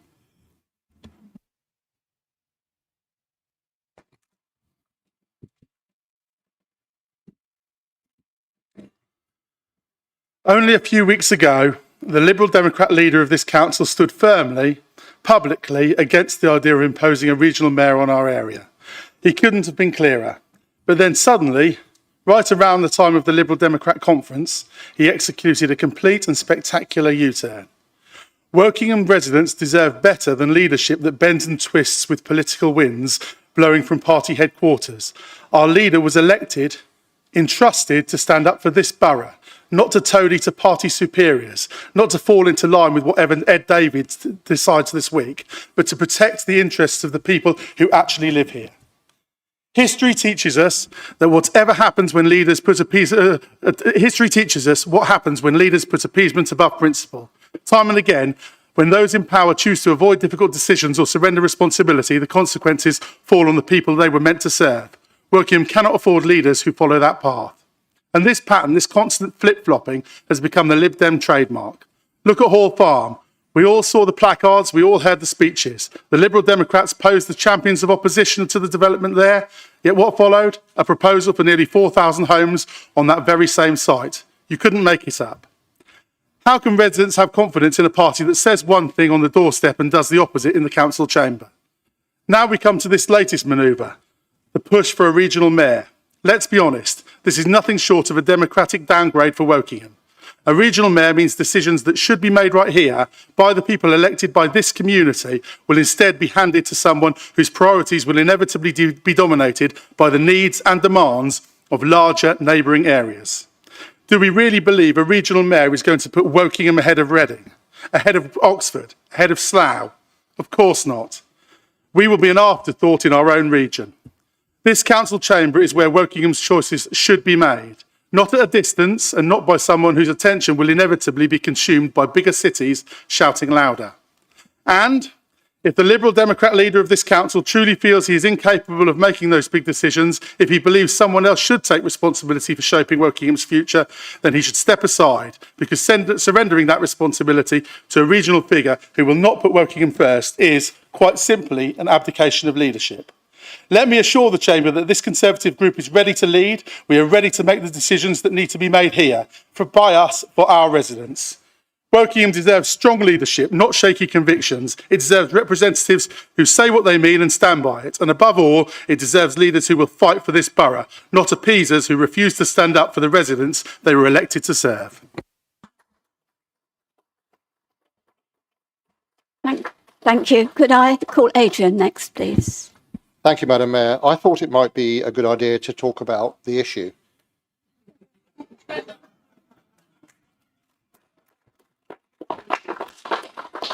As a unitary authority, Wokingham is responsible for all aspects of local transport, dealing directly with central government. We have bilateral relationships with our neighbouring authorities and share information and knowledge with Transport for the South East. So one might ask, what more would we gain from a mayoral authority? Of course, transport is inherently cross-boundary. Every day our residents travel to neighbouring boroughs and their residents travel to work and come to school in Wokingham. And we look to make this as efficient and sustainable as possibly. Mostly, our strategies and plans align, but not always. Specifically, there are bigger decisions and strategic choices that require a level of authority to balance competing interests. Sometimes more than can be achieved by peer-to-peer collaboration. The new Thames crossing is an example. Another will be agreeing the strategic transport infrastructure to support the scale of planned development happening across our region. Government has decided that mayoral authorities and how these issues should be managed, and we can expect government and business to support worthy initiatives with investment. Now, we could choose to sit aside whilst others reap the competitive advantages of this, or we can be at the table benefiting and steering our own future. I believe we should take control of our future, and I will be voting for the Council to endorse the submission of an expression of interest. Thank you. Pauline, you're next. Thank you, Madam Mayor. Can you hear me? This proposal is falsely badged as devolution. However, in another example of Labour doublespeak, it is the opposite. The proposal is for a directly elected mayor of the Thames Valley who will take powers from the elected council and use them to dictate policy on housing, roads, and more to local councils. Just like the dark days of Berkshire County Council, once again, decision-making will be removed far from the people it affects. This remoteness is why local people voted to abolish the county council. Now they're having an even more remote decision-making body imposed on them without their consent. Labour nationally seems to view councils as a delivery mechanism, not policymakers, with a national mandate from affected residents. I am no lover of the current administration, you know that, but at least I know the people of this borough can get rid of them if they don't like what they're doing. A remote Thames Valley mayor will be elected by more than 2 million people, with big conurbations such as Reading, Oxford and Slough, which have quite different interests and problems to our borough. They could receive no votes at all in this borough and have no mandate to act on our area, but still impose their policies on our residents. We see that in London, where the outer London suburbs are dictated to by the central urban blocks and forced to implement policies like ULEZ expansion, which hurt their residents. This issue was a major point of contention in the local elections. There is already disquiet about housing targets and where the houses are built. How will Councillor Conway look at his residents in the eye if the new mayor decides to dump hundreds of houses on, say, Twyford because of its transport infrastructure and proximity to London? How will he explain that he gave away the power of self-determination based on a vague hope of a bit more money for a bankrupt, incompetent and untrustworthy government? There will be a board of leaders advising this new mayor, but it's not clear what happens if they disagree. It's also quite possible the party with the largest number of councillors in the Thames Valley is not even represented on that body. A board of leaders is not the same as a direct democratic link, especially where the administration doesn't even have a majority on their council. Take Cherwell District, for example, where the Liberal Democrat-led coalition with the Greens and Independents is outnumbered by their opposition. Funding is another issue. Nobody wants more expensive government or another layer of politicians with tax-raising powers, and it's clear there is no more money. So where will any money the mayor spends come from? The taxpayer, undoubtedly. possibly centralised funding for responsibilities lost by councils, or even some of our 50 million tax bombshell that they've just landed us with. Who knows? We'll be told this decision is harmless, simply an expression of interest. However, it's not clear if we can unilaterally extract ourselves from this process if we think it's not in the interests of local people. The current leader has a track record of saying it's inevitable and we haven't got any choice when faced with suggestions he could change direction. So we don't have any confidence that they would negotiate a good deal or that he would extract us, however bad decisions are for our residents. This proposal has no clarity, no democratic accountability, and no mandate to be imposed on our residents. I urge you to vote against it. Thank you. Could I ask Mark to speak next, please? Thank you, Madam Mayor. As lead member for economic development, I say you've got to be in it to win it. And I want to briefly highlight why we should seriously explore joining or helping form a mayoral combined authority, MCA, where we could pool our power. The key point is simple. This is about securing long-term economic investment and influence, and that we cannot achieve alone. Mayoral authorities receive significant multi-year funding settlements, often tens of millions of pounds every year. This gives them the stability to deliver major transport upgrades, regeneration products, and new infrastructure.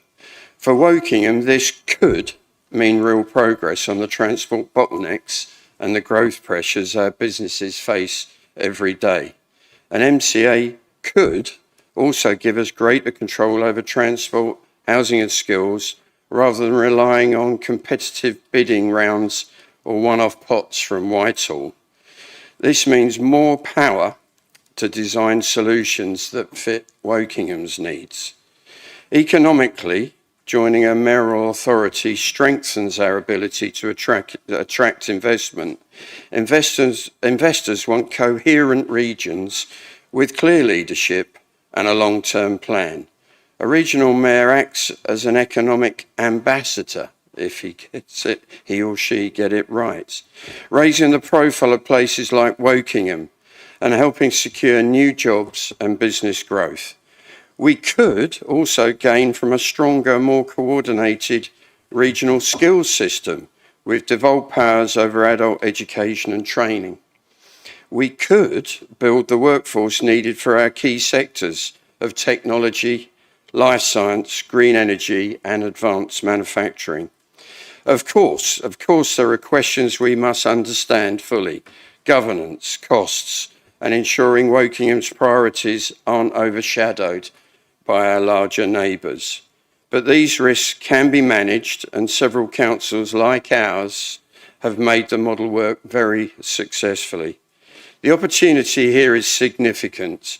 Joining a mayoral authority could give Wokingham the tools, the funding, the regional influence that we currently lack, helping us support residents, grow our economy, and invest in the infrastructure our borough needs for the future. So my ask today is not that we commit to anything, but we explore this seriously. We owe it to our businesses and our residents to understand what a major economic opportunity for Wokingham could be. We've got to be in it to win it. Thank you, Madam Mayor.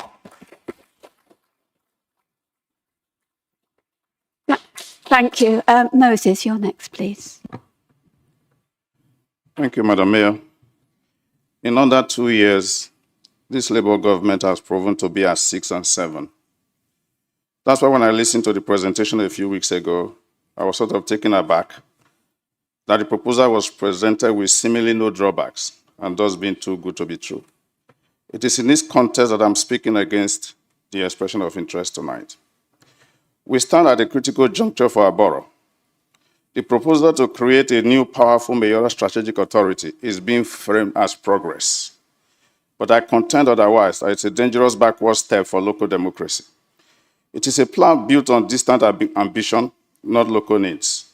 In voting for the expression of interest, we have been asked to accept a massive governmental overhaul that will erode our local control, waste our tax money, and tangle our vital services in fresh layers of bureaucracy. I'm asking you today to reject this proposed authority based on irrefutable facts, including but not limited to the following. erosion of local accountability.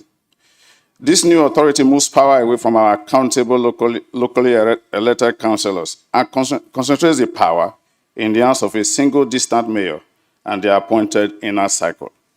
Local councillors who live on our streets, who shop in our stores, and who answer directly to us at council and community meetings will be marginalized.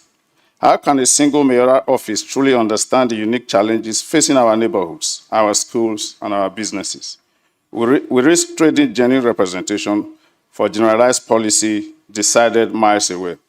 Number two, bloated bureaucracy and financial burden.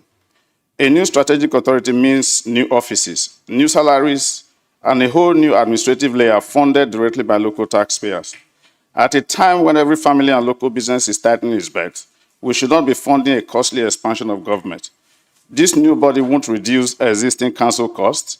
It will simply add a heavy, expensive financial burden on top of our existing commitments, inevitably leading to increased local taxation without guaranteed improvements in service. We saw it yesterday.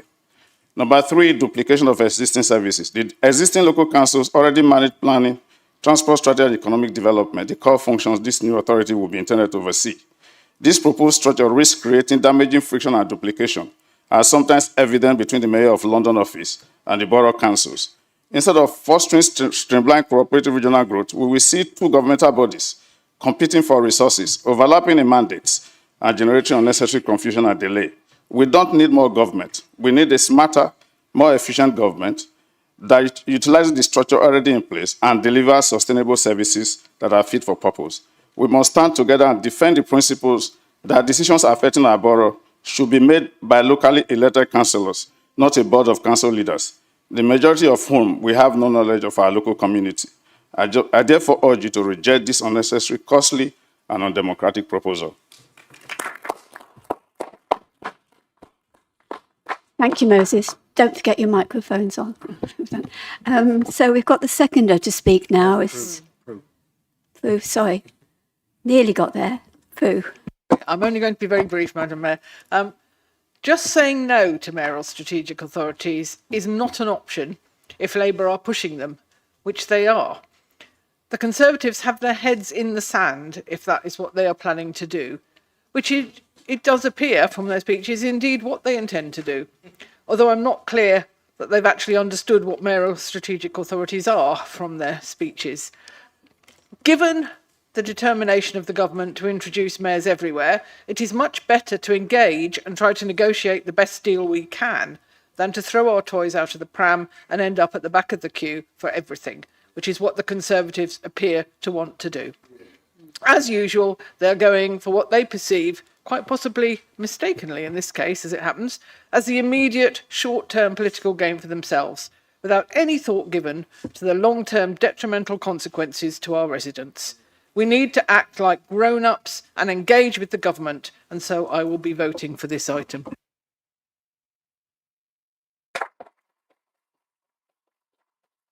Thank you. I was a bit premature, sorry, Fu. Imogen. Thank you, Madam Mayor. While I recognise that history has left some concerns that we may be returning to a Berkshire County Council style, I must stress that what is being suggested here for the Mayoral Strategic Authority does not affect the powers that Woking Borough Council currently has. There are currently no proposals on merging councils areas or our boundaries will not change with this decision. This will not take powers away from Woking Borough Council, and it's all about devolving powers from central government. Clearly, some funding is coming from the removal of the current police crime commissioner, which was implemented by the Conservatives and took money away from the public purse anyway. But the full fiscal solution for a Thames Valley Mayoral Strategic Authority will be part of what is to be determined over the subsequent months from now, which we can be part of if we support this. As Councillor Ashwell said, you've got to be in it to win it, and the danger is that if we don't engage with this process now, we will see opportunities for funding and growth going elsewhere or worse, such we could end up with being enrolled in a mayoral authority which we have no say over how the processes work. We must look forward to the opportunities this move would bring us, being able to implement the plan in a more strategic manner that crosses council borders and integrated way clearly has some positives. This certainly includes for transport, urban regeneration, support of economic growth, education and training, and housing and affordability. We must look at this like grown-ups, as Prue said. The expression of interest does not mean we are fully signed up to whatever is decided. It just means that we are willing to talk and engage with the process at this point. Update reports will be brought back to Council and the Executive, and we can still stop this process at any time if we really felt that what was being suggested was not going to work well for the residents of Wokingham. I can only suggest that we embrace this opportunity. Being part of a mayoral strategic authority will bring, as Stephen says, we have nothing to lose but by supporting this and very much more to gain. Thank you. Thank you. Stephen, you have the right to reply. Thank you, Madam Mayor. I regret Dave's attempt to personalise this. I'm not sure there was any particular need for that. I also regret his attempt to rewrite history. I'm not very keen on rewriting history. I like to actually get my history accurately portrayed, and you gave a travesty of what has happened. It was characteristic that you had to mention Hall Farm, again neglecting to mention that your party put it in the local plan in the first place. The talk of a loss of sovereignty is really very, very far from the truth. What we're talking about is the exercise of power at a regional level that has, until now, been exercised at a national level, not powers going upwards, powers coming downwards. The mayors would work through and with a cabinet made up of leaders or other representatives from the constituent councils. They would have to work through them and secure their support. That is a safeguard against our area having things done to it that we don't like. I have to say, some of the comments about places like Sherwell District Council illustrate Prue's point that I'm not sure you really understood this. Sherwell District Council would not be represented in the cabinet of the mayors. Point of personal explanation, please. Sherwell District Council will be abolished. Stephen, can I just... I don't remember hearing your name mentioned, so what is the point you have on personal explanation? He said she. He was quite clearly referring to me. Okay. I would like to point out that my example of Sherwell I District made Council no such, was simply... I made no such You did? point. You said she? I said Sherwell District Council. No, you didn't. You said she. The example of Sherwell District Council was showing the majority does not necessarily have control of the council. Oh, well, if you can't take the actual evidence, that's fine. Well, just to go back to my point I was trying to make, Sherwell District Council will be abolished. It won't... Sherwell, yes, we pronounce it differently, clearly. It will be abolished before the mayoral strategic authority comes into place, because it's going to be... Oxfordshire will be subject to local government reorganisation. Now, Dave, I think it was Dave who said I should be fighting for the borough, not appeasing other powers. Well, you can't fight for the borough if you're not actually at the table to do so. And could I just ask the opposition to really lift their eyes, look at the big picture, and stop being so small-minded in your approach?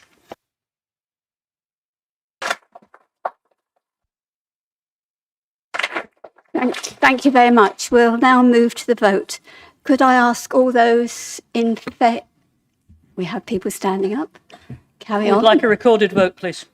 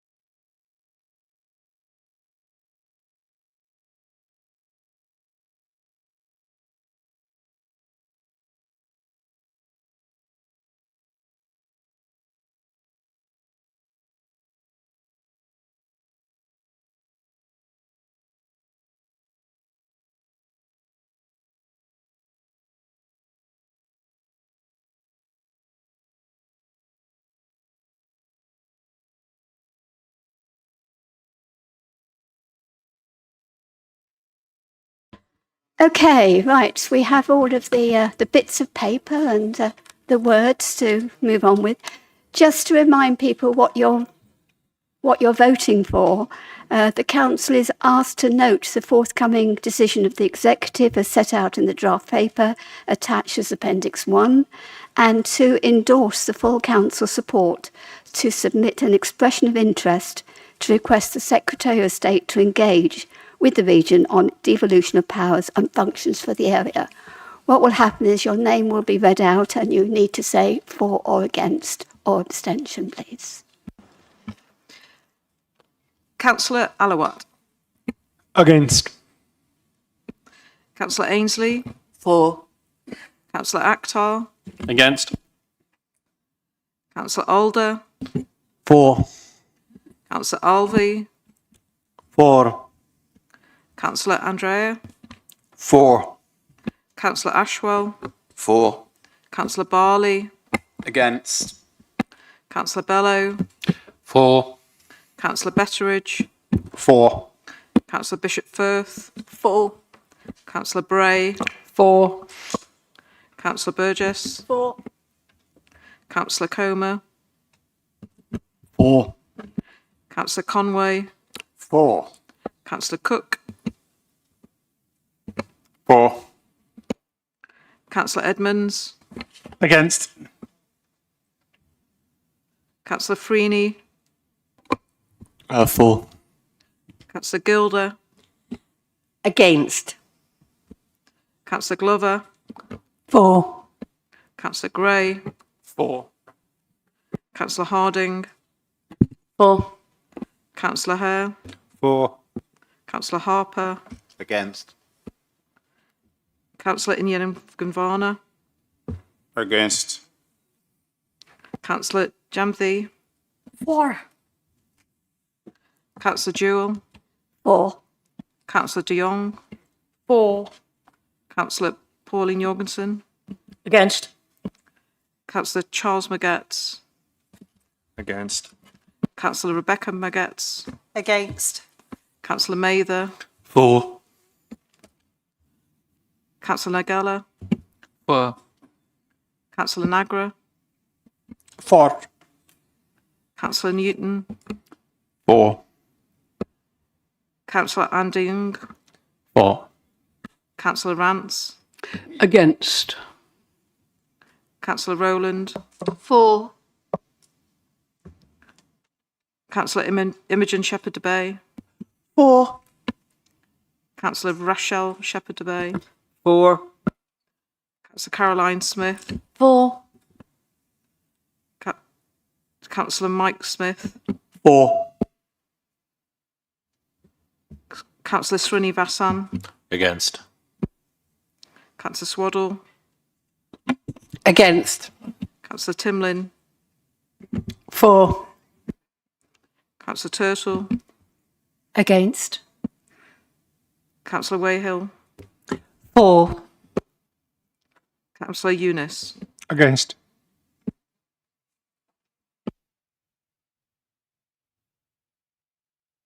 Thank you very much. Those recommendations are carried. Thank you. If we move on to the next item. Item 78 is the Armed Forces Covenant. I believe, Adrian, you're proposing this. Do you have a seconder, please? Yes, I do, Madam It's Mayor. Rachel. Okay, that's carry on. Thank you. Thank you, Madam Mayor. As the Armed Forces Champion for the Borough Council, it's my privilege to introduce this item this evening.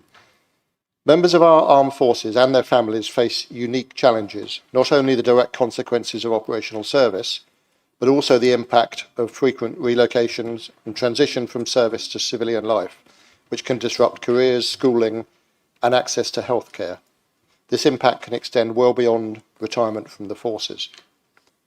We still have service families accommodated in Arborville Garrison, and there are many others living in private accommodation in the borough, all depending on services from WBC. At the last census, there were also more than 4,000 veterans resident in the borough, and we have many service reservists who have made the commitment to defend our nation if called to do so. Wokingham Borough first signed the Armed Forces Covenant in 2013, shortly after it was introduced, and recommitted it when it was revised in 2021, acknowledging the challenges these people face and pledging that no one should be disadvantaged because of their service.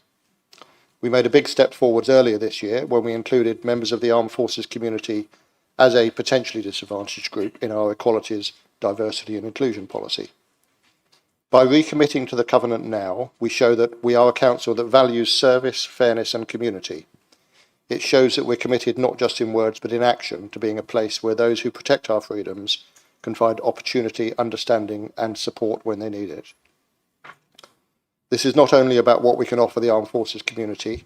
Service personnel, their families and veterans all bring valuable skills, leadership, resilience and a strong sense of public duty into our community. When we support them, we strengthen and enrich our community and honour the contribution they have made to our country. The Council is already accredited under the Armed Forces Employer Recognition Standard to be a forces-friendly employer, but we are accredited at the lowest of 3 levels, bronze, and our plan now is to advance to the next level, silver.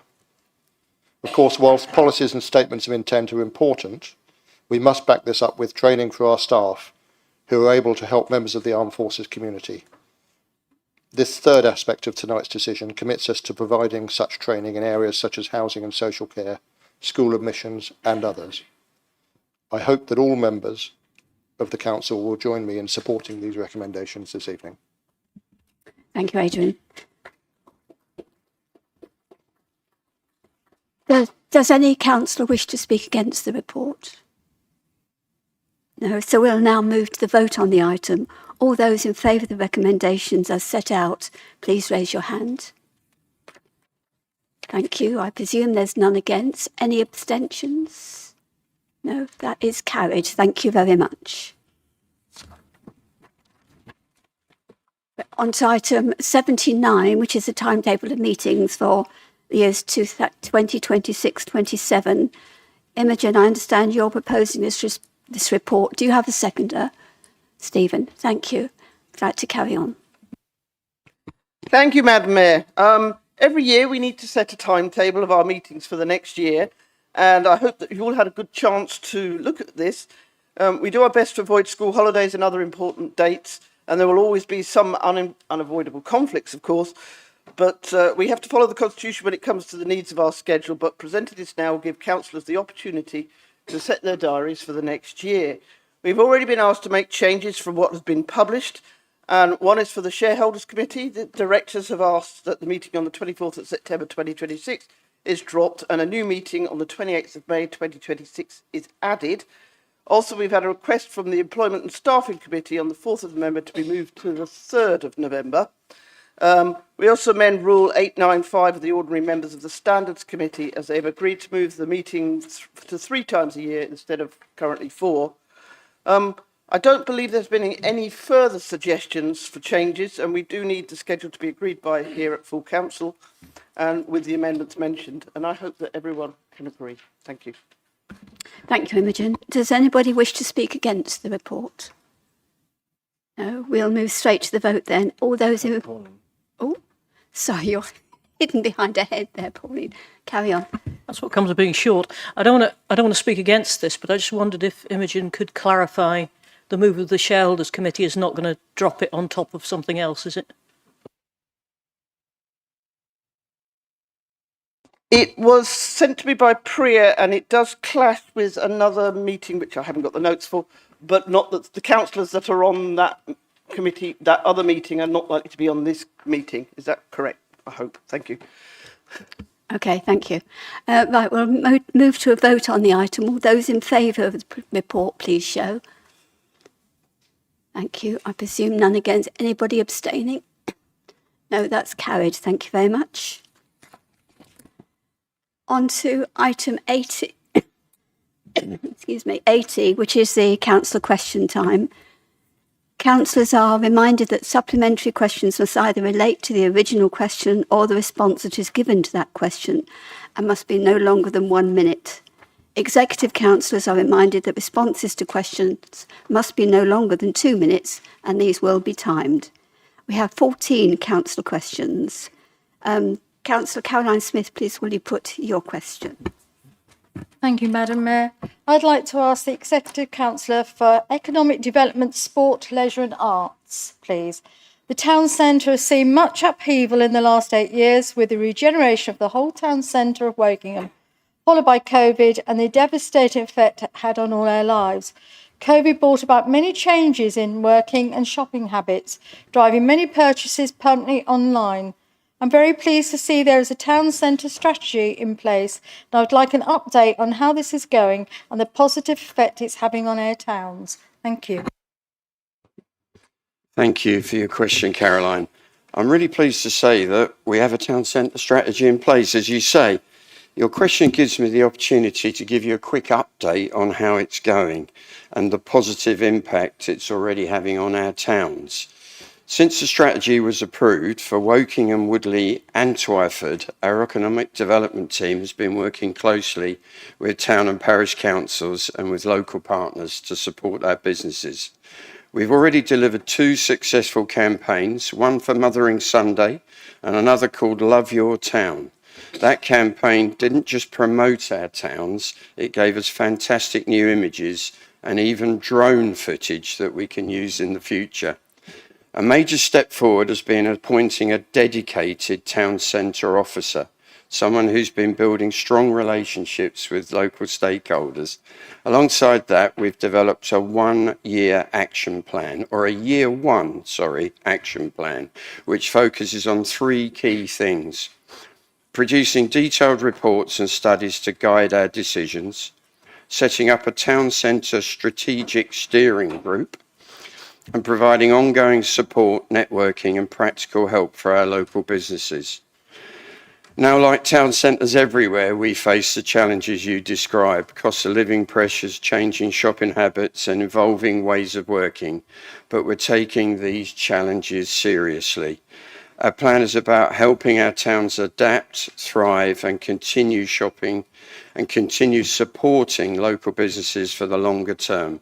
We've made great progress, but there's still a lot of work to do, and together we can make our towns centres vibrant, resilient and a place we're all proud of. Thank you. Thank you very much. I forgot to mention, I want to be consistent. Every meeting so far, I've allowed these questions to go on past the 30 minutes if there's too many questions. So I will do that the same again tonight. The next question is Caroline. Oh, a supplementary. Yeah. I'm so keen to give my No, that's reasoning. fine. Thank you. Sorry. As a regular visitor and also working in Wokingham, I'd like to ask specifically what is happening in Wokingham town. Thank you. Okay, thanks for the opportunity. I sometimes get accused of being Wokingham town centric, but the spotlight's going to be on Woodley, I promise you. I've personally been working with Wokingham town centre businesses for over 30 years as president of the Chamber of Commerce, and I was lead member for regeneration and now economic development. Only last week I invited our Wokingham town centre businesses to join me at a business forum in the Redan Public House, which is a fantastic venue. We had a really good turnout and resolved to relaunch our Wokingham Town Business Association, because together we can find practical solutions, share ideas and support one another, because collaboration is our greatest strength. And on that note, I just need to highlight Phil and his Good Food Shop. Phil and I go back many years, and he's proud to describe his own shop as a little shop. Phil describes his own shop as a little shop, contrary to the derision articulated by Councillors Margette at our last council meeting.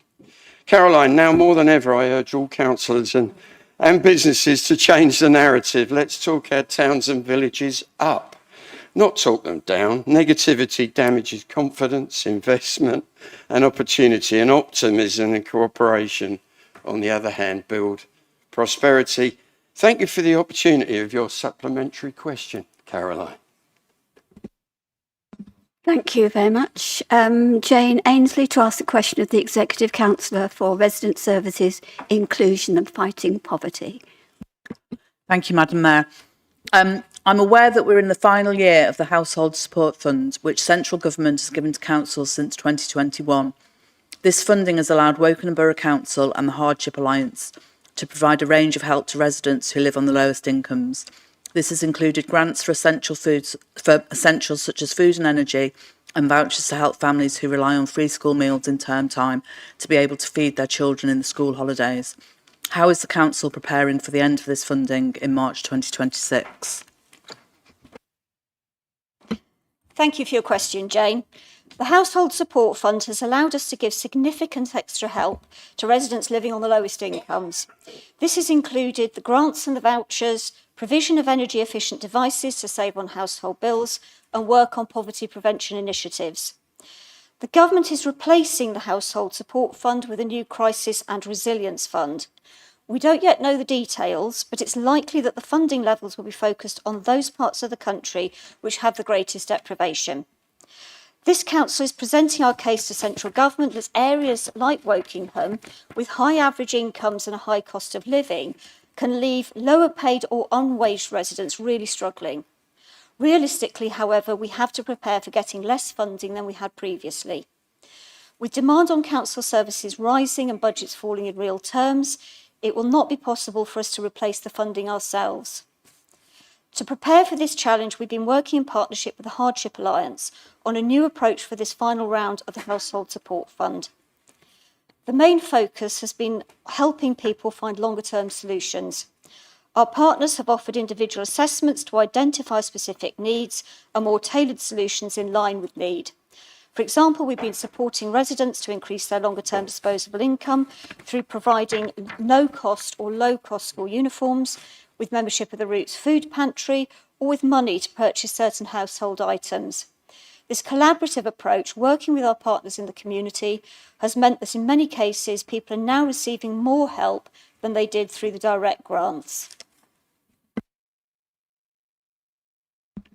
Thank you. Jane, do you have a supplementary? Yes, please. We're coming into the Christmas season when many people might like to do something that would help others. Is there anything you could highlight? Thank you very much for that supplementary, Jane. That's a really good supplementary, and it's very, very timely for this time of year. This is a time of year that can be very hard for people who are unwaged or who live on low incomes. And I know many of our residents like to do a bit extra to help them. And our fantastic charity and voluntary sector really steps up in coordinating the action. There is so much that goes on at this time of year, and even if I had 10 minutes to speak, which I know Madam Mayor won't allow me to, I wouldn't be able to cover everything. But I'd like to highlight, I think, a few of the sectors that we have and the very good work that they do to help people. The first, of course, is children and families. And many of our charities and our voluntary sector organisations help children to have a really enjoyable Christmas. Secondly is older members of our community, and thirdly, the food banks and the other organisations which help to provide people with essentials. And if residents would like to donate to them, either items or money, and very often money will go further because charities can, for example, buy things in bulk, that would be very much appreciated. And if people would like to volunteer to help themselves, to volunteer their time, that would be very much appreciated as well. We're coming up to the Winter Carnival this weekend in Wokingham. A lot of these charities and voluntary organisations will be there. We'll have stalls at the carnival. If you're able to go along and support, please do. And I can't finish without a plug for the Wokingham Community Lottery. We have a community lottery here in Wokingham, which all year round supports our charities and our voluntary sector to help people within the community. And I think the final thing that I would say is, of course, the need is there all year round. And if you are able to help out throughout the year, that would be very much appreciated. Thank you very much for the opportunity for running through that. Thank you, Rachel. The next person is Greg Bellow to ask a question, one of many, I think, of the Executive Councillor for Active Travel, Transport and Highways. Greg. Thank you, Madam Mayor. It's a well-trodden path. At the last council meeting, You said options to improve buses will be shared next year, but 2 days earlier, officers told Woodley Town Council there would be no changes to the orange buses 13 and 14, and the 128 route could be split at Twyford. Neither solve Woodley's bus problems, while the recently launched 12 route only runs during daytimes and misses Woodley completely. It seems as if the decisions have already been made, so will the consultation be a box-ticking exercise? Thank you, Greg, for your question. I can reassure you that no decisions have been made yet about the services which the council hopes to help fund in future. The meeting you referred to with Woodley Town Council was an opportunity to hear their views on the emerging options, one of many meetings being held with town and parish councils across the borough, ahead of proposals being shared more widely through public consultation in the new year. I suspect the confusion arises from the distinction between services which the council contributes towards the funding of and services which operate purely or mostly on a commercial basis.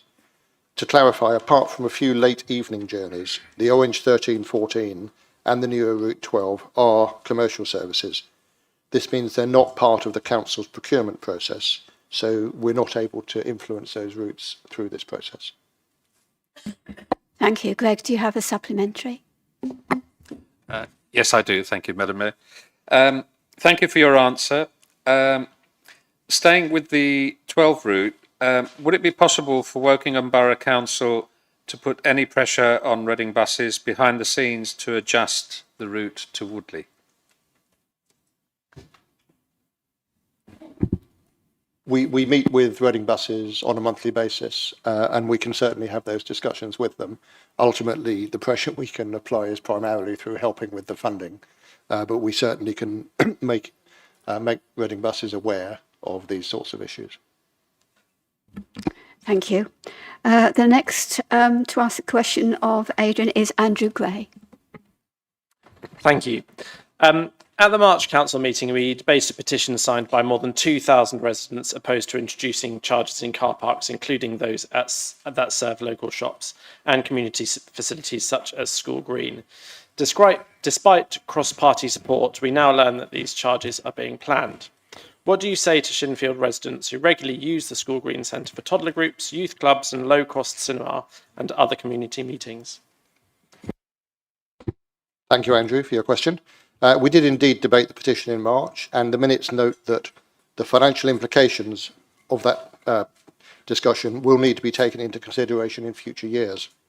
I assume you're now referring to that future consideration and proposals shared within the ONS committee on the 4th of November, at which the very significant budget shortfalls facing the council were discussed.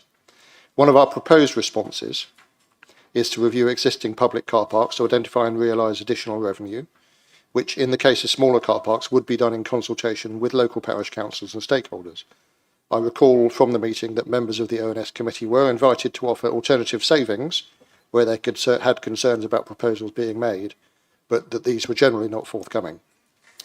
As this is the first of 3 related car parking questions tonight, I will take the opportunity to make a general point.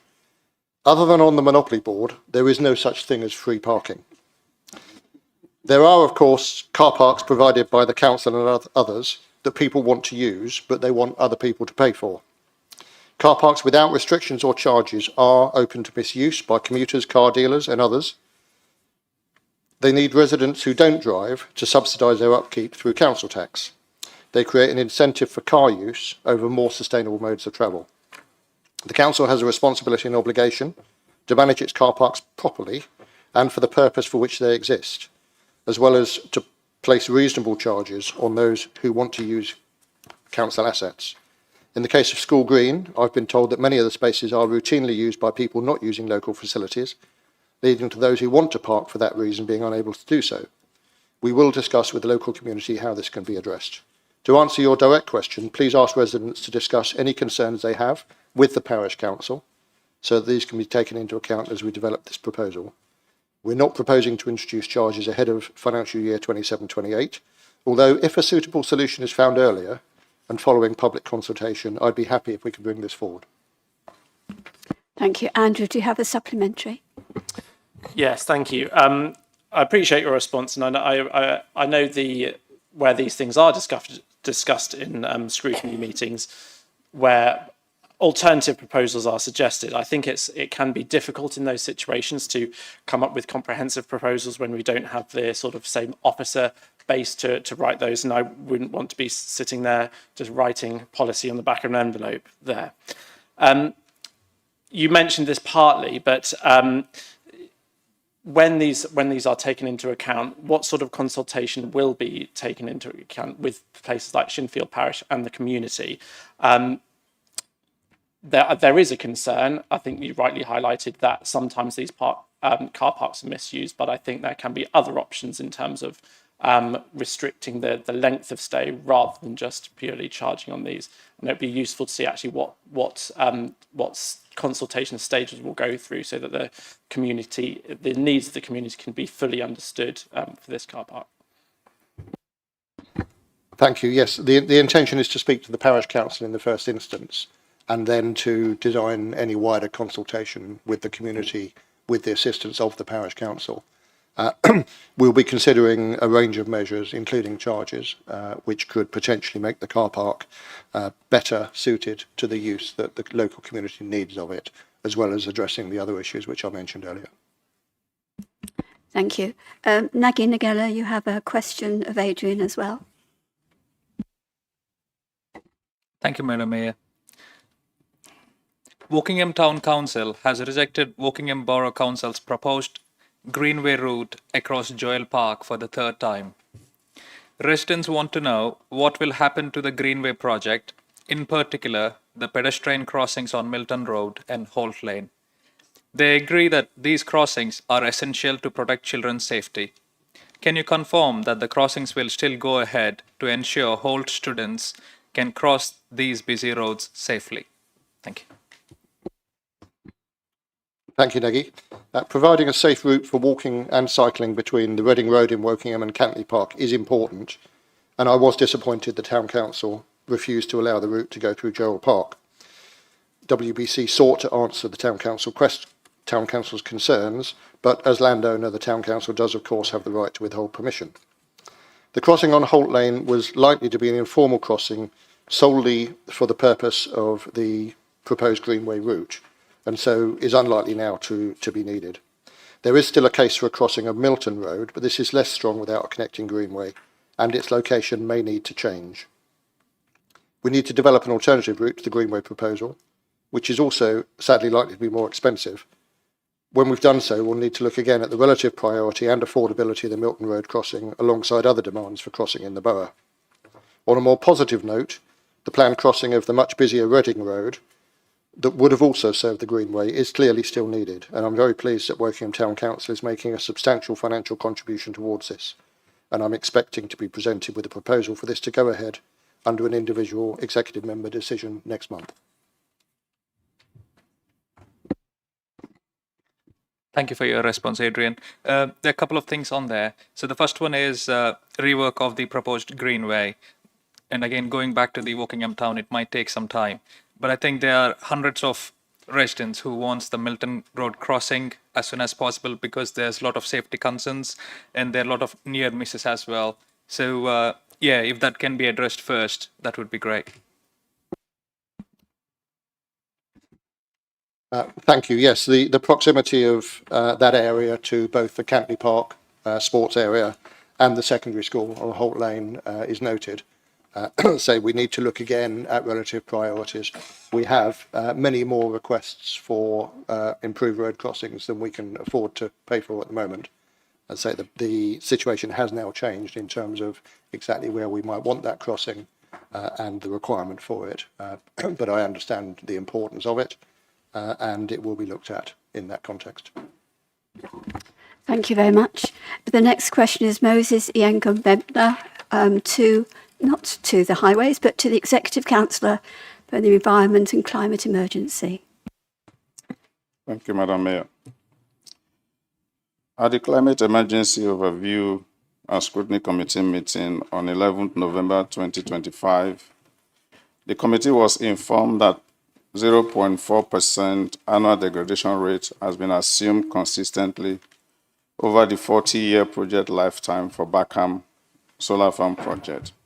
It was further stated, and I quote, "We are informed that most Tier 1 solar panel manufacturers quote degradation rates between 0.25% and 0.5% per year. Our assumption sits comfortably within this range. If the project uses modern high-efficiency panels with robust warranties and proper operations and maintenance, we feel that a 0.4% rate is realistic," unquote. My question, can the Executive Councillor tell me the specific Tier 1 manufacturer and solar panel that has been assumed for Backham Solar Farm, with proven and demonstrable evidence of existing similar deployments on projects, which guarantees the suitability of the solar panel for 40-year financial modeling? Thank you for your question, Moses. The specification, the exact specification of the solar panels to be installed needs 40-year life. As you say, we have extended the business case to 40 years in line with the upper limit of National Policy EN3. I will apologise, or maybe not, given your question, this is quite a technical answer. The contract for the solar farm, which will include the order for the panels themselves, has not been awarded yet, but utilising the specification requirements in the design, the design is currently assuming the use of the Trina Solar Vertex N-type bifacial module. Trina is a Bloomberg Tier 1 manufacturer. The Bloomberg Tier 1 list, as published by Bloomberg New Energy Finance, ranks solar manufacturers based on their financial stability and operational scale. And to qualify as a Tier 1 manufacturer, a company must have supplied solar panels to at least 6 projects financed on a non-recourse basis by 6 different banks within the past 2 years. So in essence, it indicates that financial institutions are sufficiently confident in these products to lend against them. Solar panel degradation is the process through which a photovoltaic panel degrades and reduces efficiency year after year. Within the industry, Tier 1 manufacturers typically quote 0.25 to 0.5% per year, as you outlined in your question. The Trina module warranty guarantees a maximum of 0.4% annual degradation for 30 years. The Barkham Solar Farm business case currently applies this same annual degradation rate over 30 years, resulting in approximately 83 to 85% of original output at year 40, which is consistent with conservative industry expectations. So in summary, the Barkham design uses a Bloomberg Tier 1 module with proven technology and warranties, and the degradation assumption aligns with policy, lender standards, and industry practice. Thank you. Moses, do you have a supplementary? Yes, I do, Madam Mayor. Thank you for the response. I can tell you with confidence that the solar panel you've chosen is Tier 1 solar panel, but does not guarantee 40-year financial modeling. So I'm a bit surprised that when you say detailed engineering is 99% complete, you are still speculating as to the outcome of the project. At that stage of a solar installation project, the modeling and simulation of the energy production should have been undertaken using recognized industry software.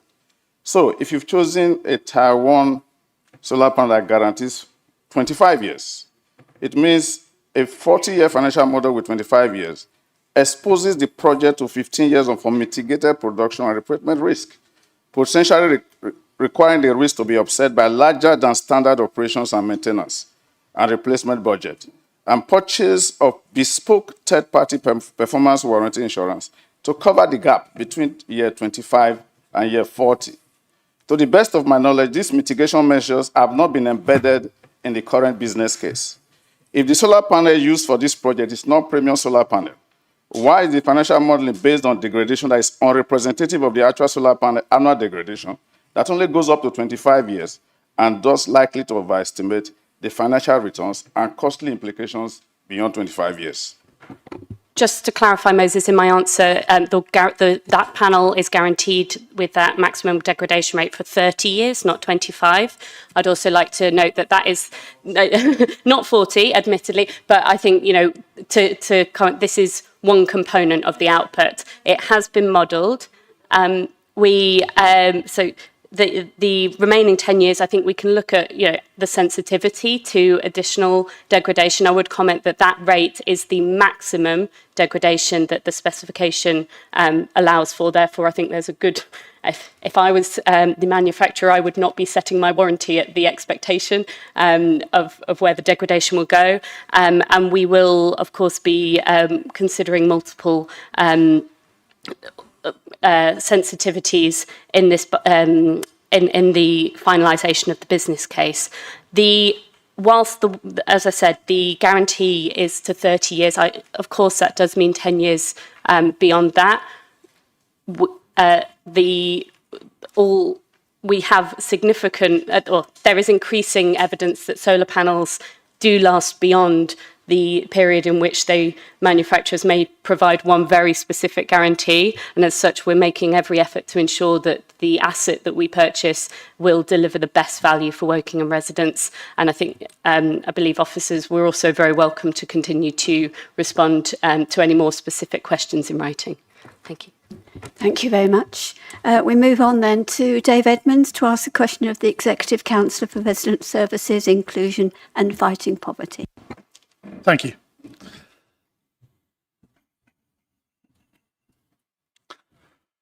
Since the Liberal Democrats took effective control of this council in 2022, we have seen a sharp drop in local services. Residents have been asked to accept this by the Liberal executive and make do.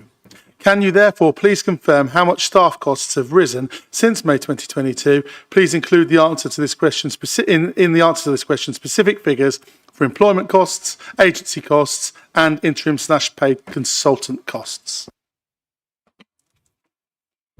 Thank you for your question, Dave. I think you fundamentally misunderstand the position. Let me explain why. Firstly, it's simply not true to say that residents have seen a sharp drop in services. We are facing unprecedented levels of demand for services from the highest number of residents that the borough has ever had. We're also rated the 5th most productive council in the country, according to independent industry experts. Secondly, you've asked how much the bill for agency and contract staff has risen. Under this Lib Dem administration, officers have been successful in reducing the agency and contractor bill by around £2 million since May 2022. Thank you. Dave, I'm sure you have a supplementary. I just want to point out she didn't answer my question with the full employment costs. I specifically asked for details of the full employment costs. That wasn't answered. Is that something you have or would need to come back on? Thank you very much for your supplementary. Answer my original question. I asked you to break down the costs. You didn't do that. You only gave one figure. I think I can best answer that in my supplementary, Madam Mayor. Yeah. Can you, that's that question put. Could you now put your supplementary? Okay. I can see who hasn't understood the question because it asks for 3 different costs and you've only given me one. So clearly you don't understand the question. The supplementary. It is clear that all residents can expect from this Liberal Democrat-led council higher council bills to finance an ever-growing bureaucracy coupled with poorer public services and wasteful spending.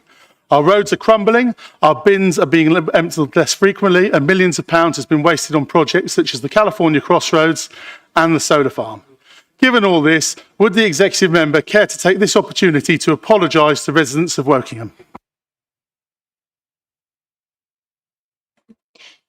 Thank you for your supplementary. I am really sorry to hear a councillor attack the work of the staff of this council.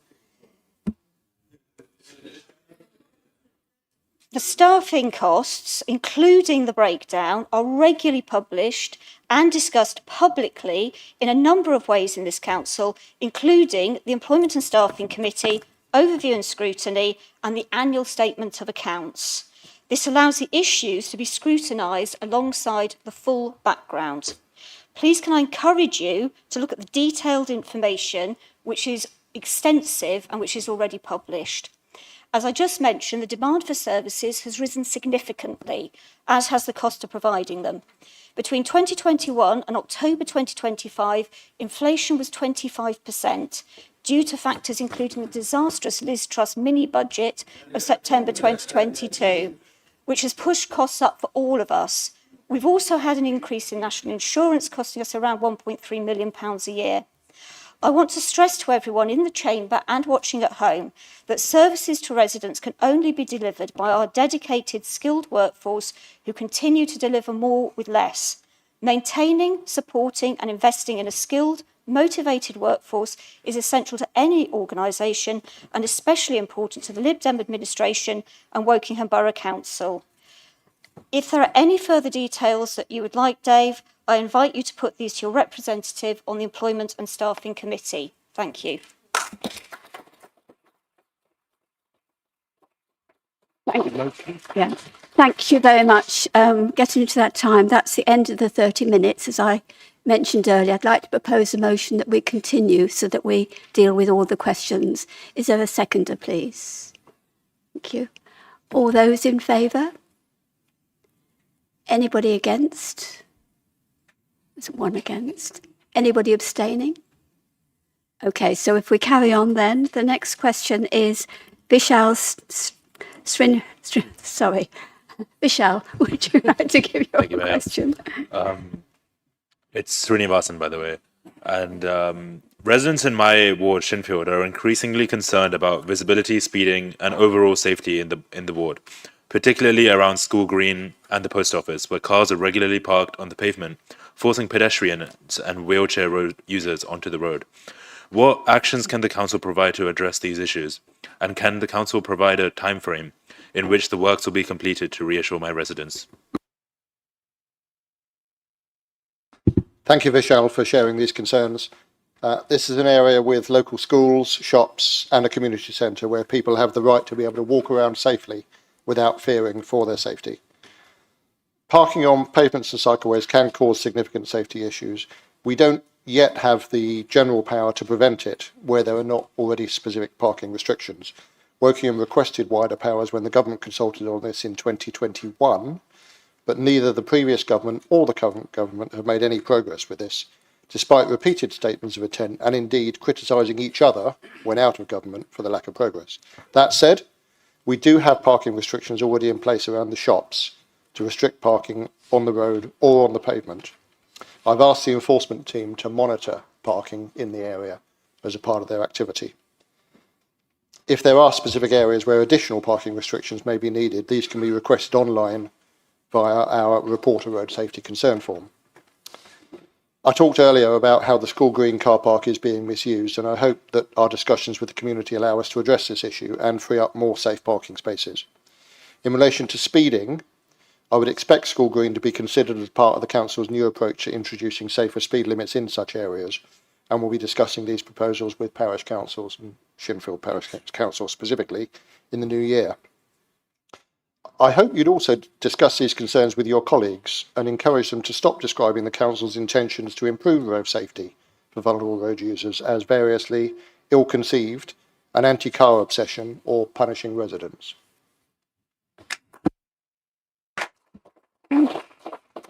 Vishal, do you have a supplementary? Yes, I do. Thank you for your response. I was just wondering whether the council could commit to any surveillance in the area to try to help prevent this sort of stuff from happening again, especially on the pavements.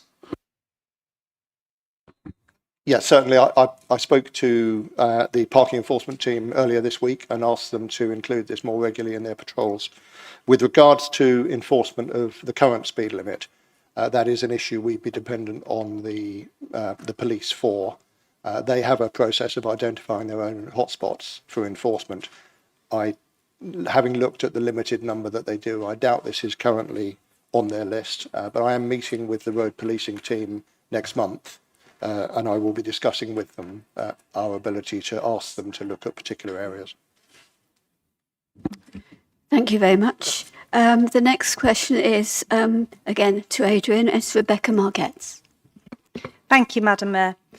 Adrian, the recent draft MTFP, which was subject to overview and scrutiny, outlined proposals to introduce parking charges at Avery Corner car park. Could the lead member please advise on how and when this will be potentially implemented and how they will consult with local businesses, residents and 9 Mile Ride School? Thank you, Rebecca. Avery Corner was one of a number of car parking proposals included in a business case presented to the Overview and Scrutiny Committee, which stated for Avery Corner that proposals would be introduced from 2027-2028 following consultation with parish councils and stakeholders.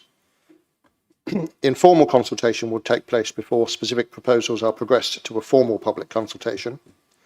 I'm already aware of concern expressed by some businesses in the area about the lack of restrictions on the car park, which affect their customers, and of complications regarding school parking following past decisions to build on the existing school car park and take advantage of the council's lack of charges. Should this proposal, and indeed the MTFP, be approved, officers anticipate initial face-to-face engagement with the parish council, with whom a wider consultation approach can be developed and agreed. Thereafter, any proposed changes to the car park's operation will require an amendment to the existing off-street parking traffic regulation order. This will include a mandatory public consultation period during which all residents and stakeholders can object, support or comment on the proposals. All responses will be carefully considered by officers and myself, and any decision on amendments to the proposal and whether to succeed will be made through the decision-making processes set out in the Council's constitution. Becca, do you have a supplementary? Yes, I do. Thank you for your response, Adrian. And I do agree this does need to be looked at. As a local resident myself, there are issues with this car park. And I think what we want is a considered response that accommodates everybody and comes to a good resolution. My only concern is that I would like some reassurance from you that people will be listened to, that stakeholders, that includes residents, businesses, and the school, and I agree you'll be talking to the parish council, but it's just making sure that people really are listened to and that a decision hasn't already been made and that you will consider local residents' views. Thank you. Yes, that's exactly how I intend to progress this. Thank you. The next question is from Shona Turtle, please. Thank you, Madam Mayor. At the Borough Parish Liaison meeting, you stated that the residents' views would be assessed based on quality, not on quantity. However, residents were not informed of the specific criteria that would determine the weight of their responses in the Community Governance Review. Neither were the criteria included on the online survey used to register their views. How can residents' views be genuinely represented when the critical criteria for weighting their votes were not made apparent until after the online survey, undermining transparency, fairness and democratic legitimacy? Oops. I think that falls to me to answer, Madam Mayor. Thank you for your question, Shona. It is a requirement that local people are consulted during a community governance review, and that all representations received are taken into account. As stated consistently from the commencement of the review, we welcomed and encouraged as many residents and other interested parties as possible to respond to our draft recommendations and worked hard to raise awareness, including writing to those households directly affected.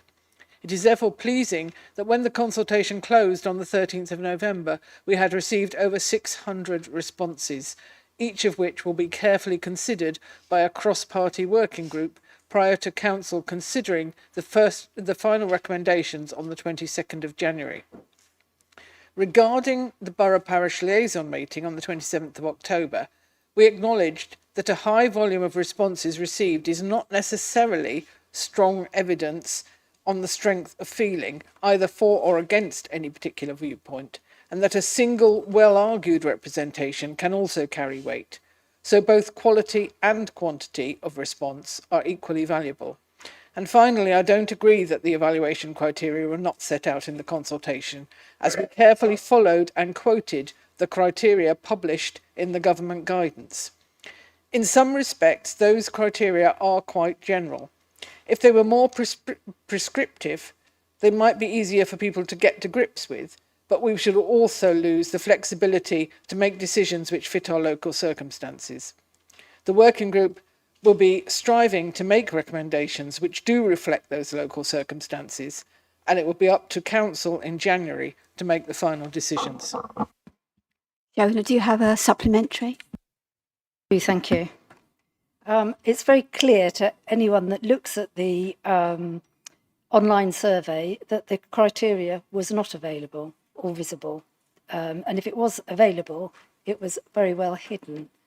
And I'd like to know what independent safeguards are in place to guarantee that this process doesn't constitute gerrymandering, thereby denying significant numbers of our community out of fair representation.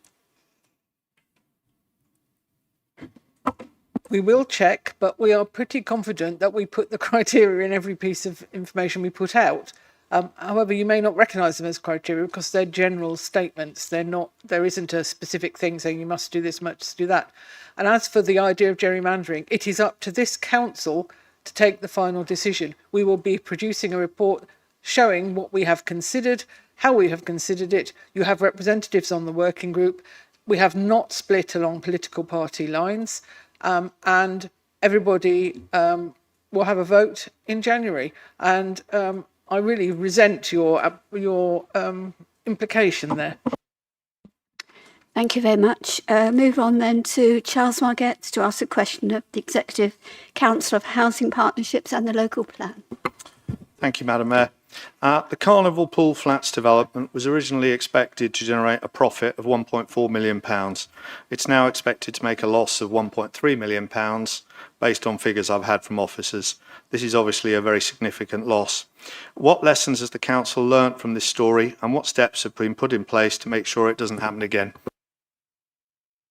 Thank you for your question, Charles, not least because it gives Adrian a little bit more breathing time before he comes on for round 3 or 4 or whatever it is.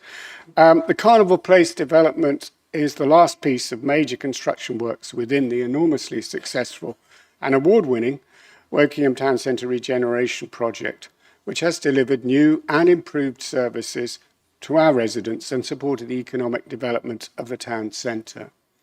I was delighted to visit the completed scheme earlier this month and see the quality of the build and how energy efficient and sustainable these new homes are.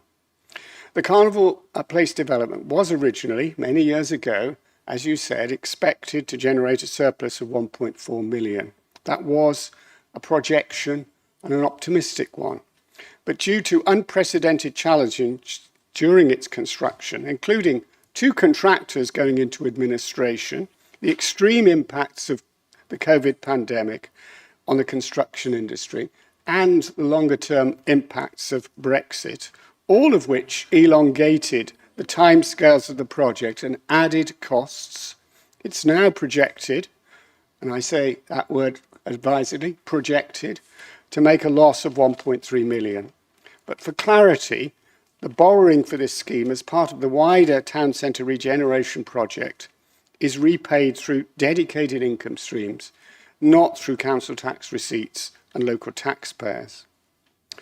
These difficult circumstances that I've just described were outside the council's control, but we have carefully reviewed the experience to identify lessons for future projects.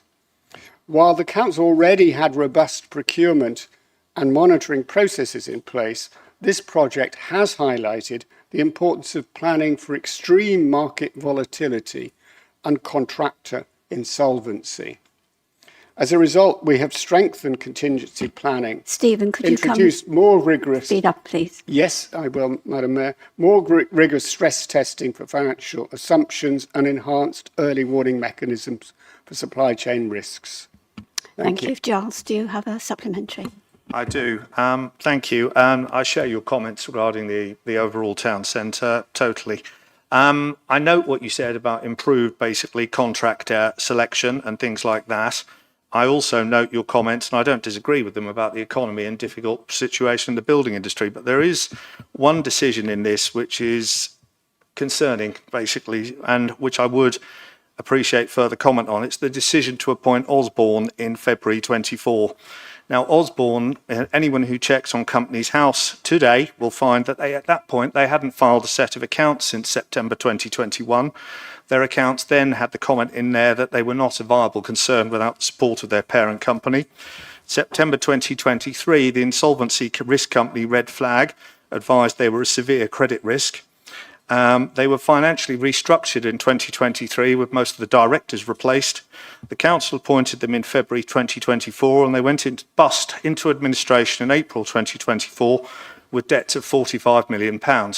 Now, I'm not saying that's the sole cause of what happened. I fully accept there were other causes which actually went into that as well. I welcome your comments about better procurement procedures, which from this story indicates to me are absolutely needed. But I would ask, basically, for the satisfaction of all councillors here, that those procedures are shared with the full group so they can have confidence going forwards that when the council is making these big financial decisions and running these big financial risks, that this kind of story can't happen again. Thank you very much, Charles, for that. I think we will happily share with you the details you've asked for. Thank you very much. The next question is from Rohit Alawat to ask a question of the Executive Councillor for Active Travel, Transport and Highways. Thank you, Madam Mayor. Recently, road resurfacing was carried out in my ward on Clincy Road, Kitwood Rhine and a Weald Court. Even after resurfacing, potholes remain the same and puddles can clearly be seen on these roads. I complained about this situation on the online portal and received below comment. Thank you for bringing this issue to our attention. Weald Court will continue to be monitored following the recent surface dressing works that were carried out. Surface dressing is not designed to change the profile of the road but increases longevity. Can the executive member explain why the council is not prioritizing dealing with potholes when it is resurfacing roads? Thank you. Thank you for your question, Rohit. It's a question that arises regularly, and I'm happy to have another opportunity to talk about this important issue. Our structural maintenance programme for roads comprises two main processes: plain and inlay resurfacing, where the existing road surface is removed and relaid, and surface dressing, which, as you say, was the process applied here. Surface dressing is not resurfacing, but involves a thin protective layer of bitumen and stone chips being laid over the existing surface. This seals the surface to prevent further deterioration and restores skid resistance to the road. It does not and cannot resolve existing undulations and depressions, which will remain visible and which can result in puddles. However, prior to dressing, all sites are assessed and significant issues are pre-patched. According to our records, Kilnsey Road did have pre-patching work. However, no areas of Kitwood Drive or Weald Court were deemed severe enough to merit pre-patching. I am very clear that the cosmetic results of surface dressing can fall short of what residents would like to see. However, it is an essential part of our approach to preventative maintenance. Were we not to use it, our maintenance programme would treat only 1/3 the number of roads, leaving the remainder open to ongoing deterioration. Road users would experience significantly poorer conditions, our costs for reactive maintenance and claims would rise inexorably, and road safety would be affected. All resurfacing and dressing work is inspected on completion and regularly thereafter by officers. If you have some more specific concerns, you can report these using our online forms, but I would ask that prior to doing so, the content of our web page is reviewed to help understand what might actually constitute a defect and what may otherwise be an acceptable outcome from the processes we're following. We've recently published a short video to explain the surface dressing process, which is on the Council's website.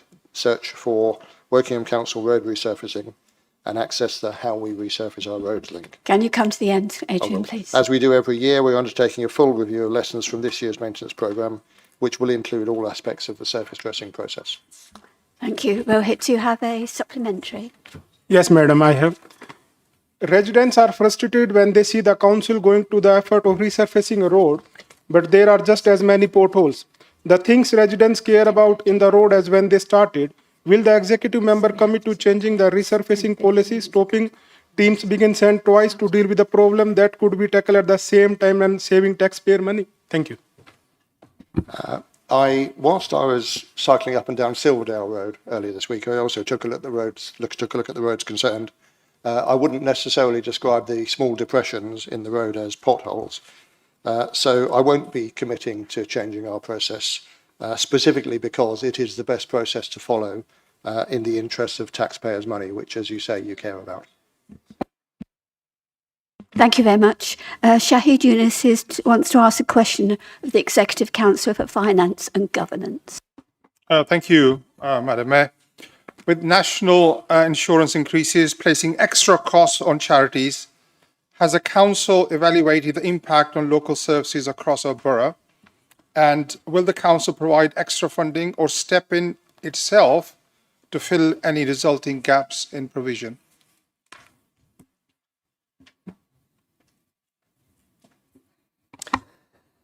Thank you, Councillor Younis. I'm sure that you're aware that the council has an annual process for allocating resources and setting budgets. This involves identifying additional investments needs or growth bids and identifying efficiencies where possible to help fund these.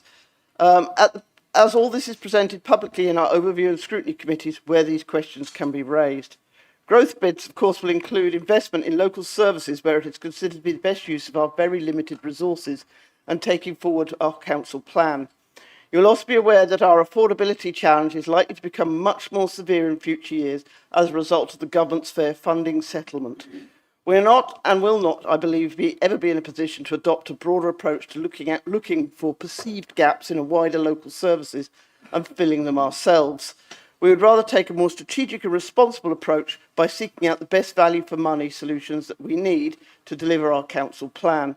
This may, of course, mean investing in some local services, and we've certainly allowed growth in our adult social care services and other related areas. We have, where we've needed to, planned for increases in many areas relating to the increases in national minimum wage and national insurance.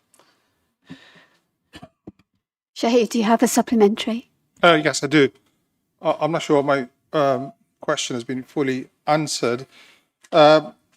According to the Council's own tackling poverty strategy, it confirms that between 2,300 to 2,800 children in Woking are living in low-income households. We know the charities are going through very difficult times. By failing to adequately support local charities or directly replace the services they provide, the Council risks neglecting its duty of care to these vulnerable children. So what immediate and concrete intervene measures is the Council considering to ensure that these service gaps do not continue to adversely affect children already living in poverty in our borough? Thank you, Councillor Younis. Where these children are met by our, obviously we have statutory requirements to meet certain services like adult social care and children in care and things like that nature. Of course, we're covering those costs. Thank you. Thank you very much. Yusuf Salman isn't here this evening, so a written response will be sent on that one.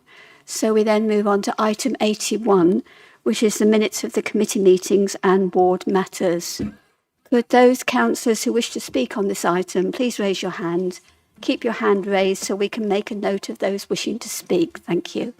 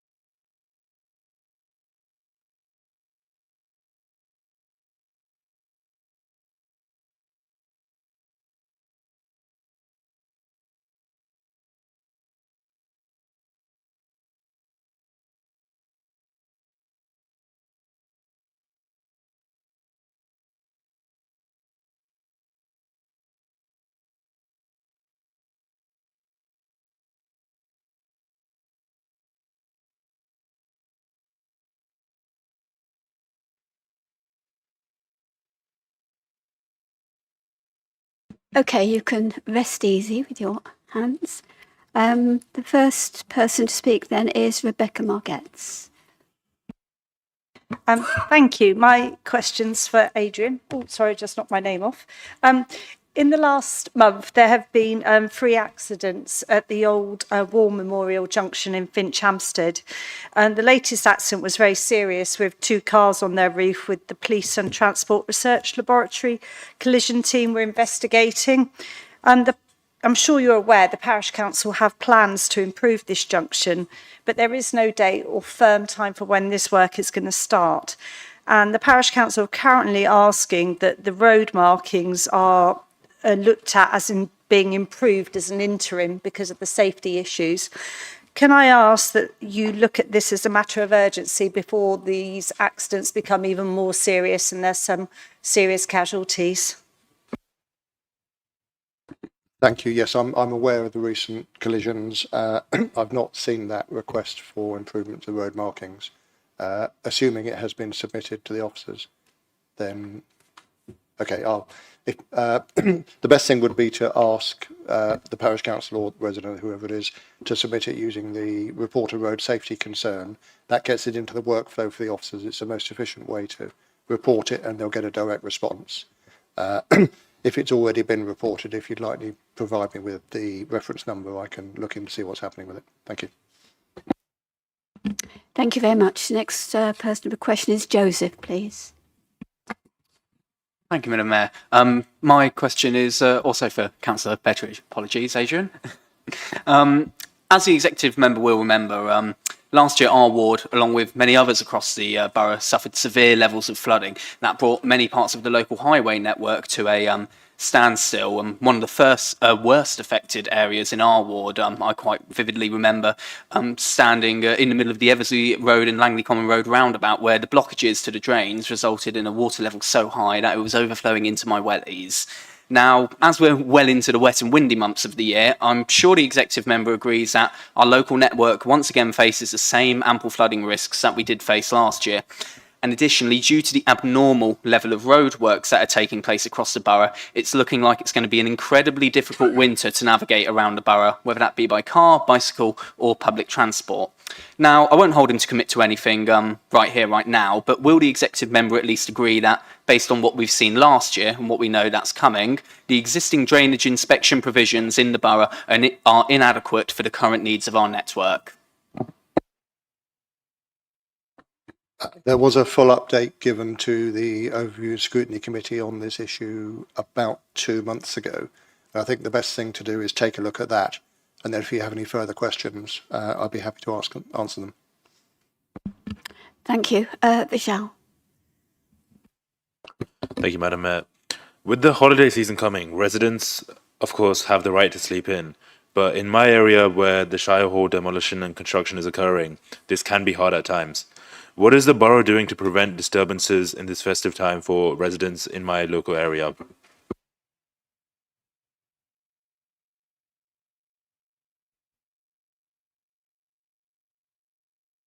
I do apologise, I didn't catch the name at the beginning.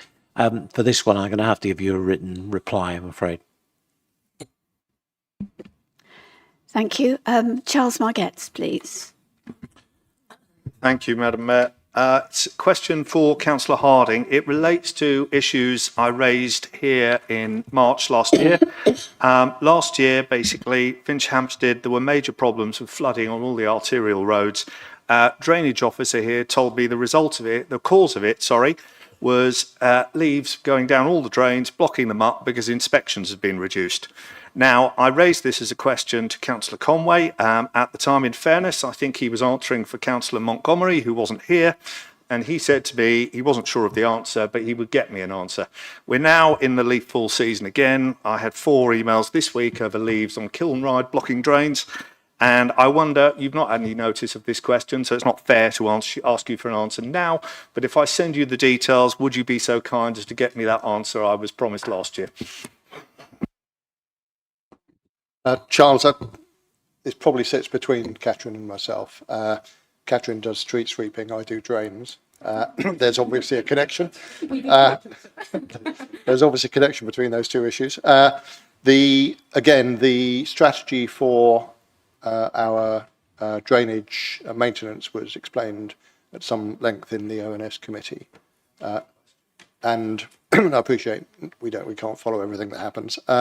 and it does include a more proactive approach to areas where we are aware of a foliage or leaf problem, which is a change we've made rather than having a one-size-fits-all drainage policy. In terms of the specifics, yeah, if you'd like to forward those on, either Catherine or I, or both of us will answer them. Thank you. Mike Smith, please. Thank you, Madam Mayor. Sorry, Adrian. Back in the summer, a meeting was held with various stakeholders in the Whitegates area of my ward regarding parking issues related to events at the London Road Mosque. I understand that after consideration of some of the suggestions at that meeting, there's been a recent further meeting with those stakeholders. Please could you provide an update on any potential solutions as inconsiderate parking, people ignoring parking restrictions and difficulties in enforcement impacts many residents and interrupts bus services on regular intervals? Thank you. Yes, thank you, Mike. The mosque is a victim of its own success, attracting worshippers from a wide area, not helped by the fact that its location is next to two major roads, and so it's one of the most accessible mosques in the area. We've had two very productive meetings with the trustees of the mosque and agreed actions which we hope together will address the issue in the long term. Parking demand, a bit like congestion, is a difficult problem to overcome, as just putting in extra capacity just encourages more demand. So we're looking, for this reason, we're looking at a significant action to take advantage of the Thames Valley Park and Ride, which has a low parking cost and is within walking distance of the mosque. This has effectively unlimited capacity on the scale at which the mosque is attended. We've agreed a range of actions which will hopefully guide visitors towards this on Fridays and at larger events. A number of other smaller actions are being explored which will help relieve the pressure. I'm confident that the mosque is very committed to helping the council in addressing the issues. We've recently extended the parking restrictions in the area, and these are regularly enforced. We're working well with the trustees towards finding long-term solutions, and indeed we're meeting again in about 2 weeks' time to ensure that we're making progress with the actions. Thank you. Thank you very much. Rohit. Thank you, Madam Mayor. Sorry, Adrian, this is for you again. So my question is for Executive Councillor for Active Travel and Transport. Is regarding the public bus service 19B. The current public bus service 19B available during school finishing hours in our area. At present, there is only one bus scheduled around this time 15:35, 15:40 from RBH Southwind to Lower Early, and unfortunately, it is consistently overcrowded. This bus is used by a large number of school children who finish at the same time, and the vehicle simply cannot accommodate all them safely and comfortably. Many students unable to board all together. Additionally, the same bus is used by elderly residents in the community, many of whom require seating due to mobility or health issues. The overcrowding situation places unnecessary stress and discomfort on both groups. A larger bus or a second vehicle would greatly improve the experience and safety of students and elderly residents alike. Could the council consider adding an additional bus at this time? Thank you. Thank you for the question. I can't admit to being familiar with the 19B service. We are looking, as I've said earlier this evening, we're looking at the moment at additional bus services that the council may subsidise in the future. I don't know whether the 19B is a commercial service or one that we already contribute towards. If you'd like to put that on an email to me, I can make sure that gets fed into the service review that we're undertaking at the moment, and we can get you a proper answer. Thank you. Moses. Thank you, Madam Mayor. I have a feeling of sense of deja vu, having to ask this question again, but I have to summon courage to ask the question. The question is on behalf of the residents of Hillside Ward, and is to the Executive Councillor for Economic Development, Sports, Leisure and the Arts. On Saturday, 22nd of November 2025, a resident of Milefield, close to Laurel Park, sent a test email to the councillors of Hillside Ward, and I quote, "Yet again, we have this ridiculous situation of traffic and parking, all due to the football. It is not getting sorted, and it's an ongoing issue. It needs something to be done and not brushed under the carpet, unquote. Following subsequent correspondences, I was informed that Councillor Caroline Smith announced at November early NAC Community Forum meeting that you had agreed that she would champion this cause locally and that you will continue to work strategically on a permanent solution. This came to me and Councillor Polly Jorgensen as a surprise. In the words of another resident, and which I only endorse, to date, no progress has been made on the parking and safety issues, despite your numerous undertakings. Given your avowed claim to want to work with all relevant stakeholders, please can you tell me why this change in direction was not communicated to all ward councillors, and whether this is not an abdication of responsibility because of your inability to develop a workable and lasting solution? Thank you for your question, Moses. I mean, you know how hard we've worked as all the stakeholders in this particular instance. It's Laurel Park, Laurel Park, Laurel Park. So your question is, why has Caroline taken on that responsibility within the NAG membership? Is that right?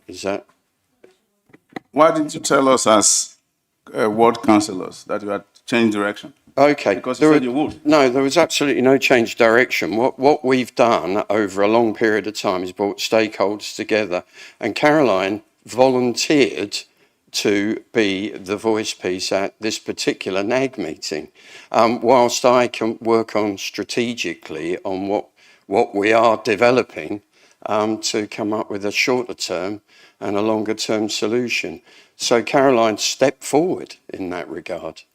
Thank you. Thank you very much. Andrew, your question, please. Thank you. I'm afraid it's for Adrian again.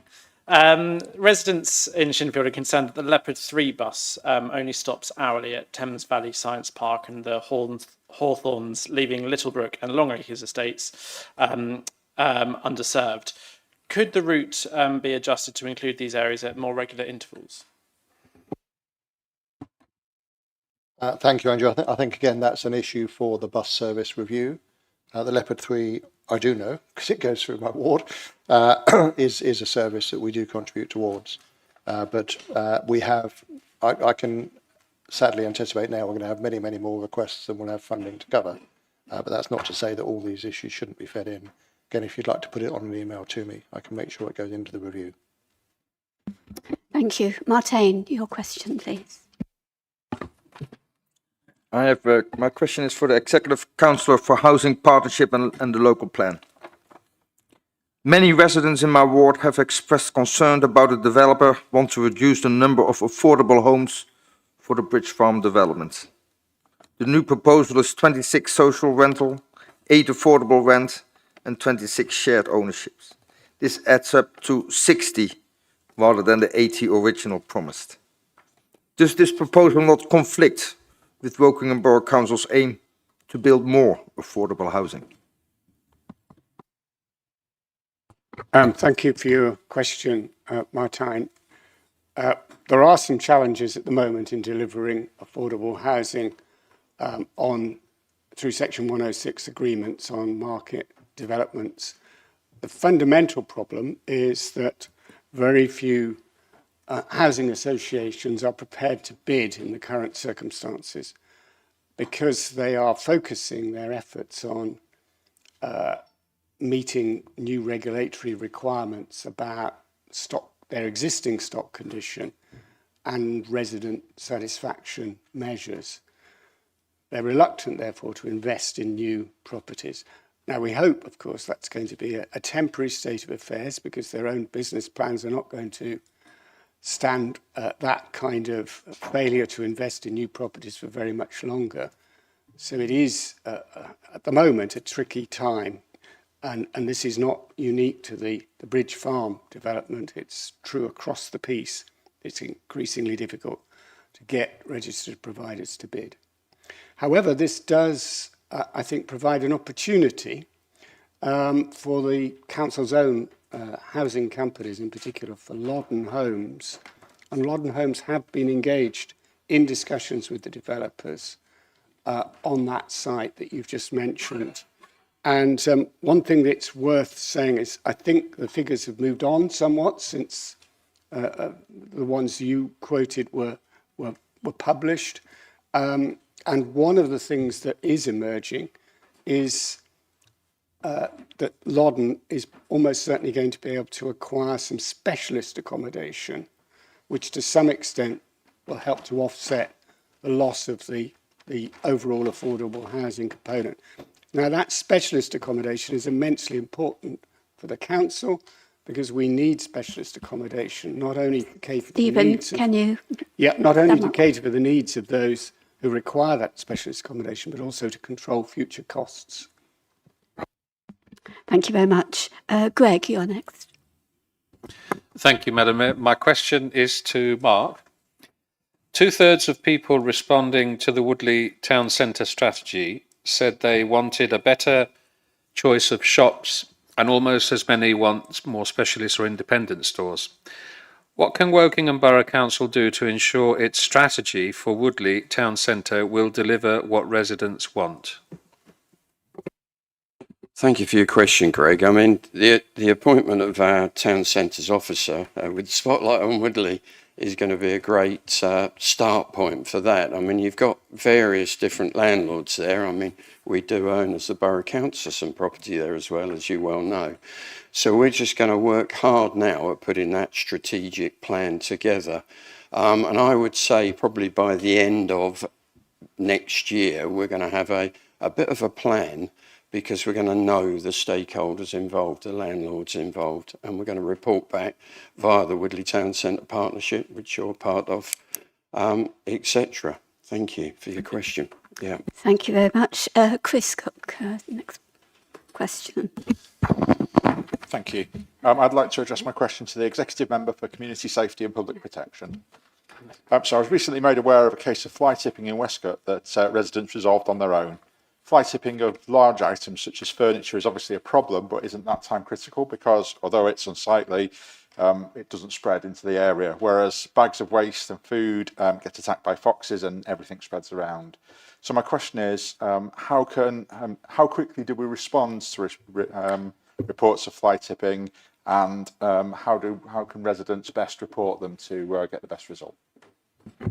Thank you, Councillor Cook. Well, firstly, can I thank your residents for taking matters into their own hands? That's very kind of them. When we get reports of fly tipping, they go straight to the ASB team. They have 2 days to investigate. They will only investigate ones where they think they will find evidence of who has actually left the waste. So things like bags of household waste, things like large items of furniture, they won't go and investigate. It's unlikely they'll have a delivery note stuck to them. The contractor has 3 working days to remove items, and the exception to that is in the case of emergencies. So an emergency would be where there was a road blocked and then they have 2 hours to respond. It may be that the item gets cleared to the side of the road and dealt with later. What I can tell you is that the vast majority of reports do get investigated on the same day. Thank you. Thank you very much. That concludes that, although I know there's one more question, but that's the 20 minutes. So I want to move on to item 82, which is the statements by the leader and executive councillors. Who's starting? Stephen? Thank you, Madam Mayor. Last week saw the first hearing sessions in the local plan examination. The focus was on legal compliance and soundness of the plan's strategy. If we successfully pass this test, we move on to consideration of more detailed policy matters at the next round of hearings in the new year. That is the point at which our bold new policies on energy efficient new homes and affordable housing will be interrogated. I think everyone present would agree that the inspectors presided over last week's proceedings in a very fair-minded way, giving objectors and disappointed developers who had hoped to see their sites in the plan the opportunity to put their case. I was struck by the quality of the contributions on all sides, but particularly want to highlight the outstanding performance of our officers. Their preparation and professionalism were very impressive. No question discomforted them. Their answers were calm, considered, and persuasively detailed. The plan's success is important to the whole borough, as if it were found wanting, we would be obliged to start afresh under the new 2024 rules rather than the old 2023 rules against which the plan is being assessed. And just to remind everyone, the old 2023 rules require us to facilitate the delivery of 748 new dwellings a year. Under the 2024 rules, that goes up to over 1,300 a year. Furthermore, during the whole period of the formulation of a replacement plan, every part of the borough would be exposed to inappropriate speculative development that we would have very little power to stop. The plan is genuinely the product of two administrations, with nearly all the allocated sites, including the strategic development location of Loddon Valley Hall Farm, having been put into the draft by the previous administration. I hope, therefore, that all councillors will join with me in thanking our officers for their hard work and commitment. I should add that at the end of last week's proceedings, the lead inspector gave unusually fulsome praise to our officers for the way in which they conducted themselves at the first round hearings. We should all be very grateful to have such an excellent officer team.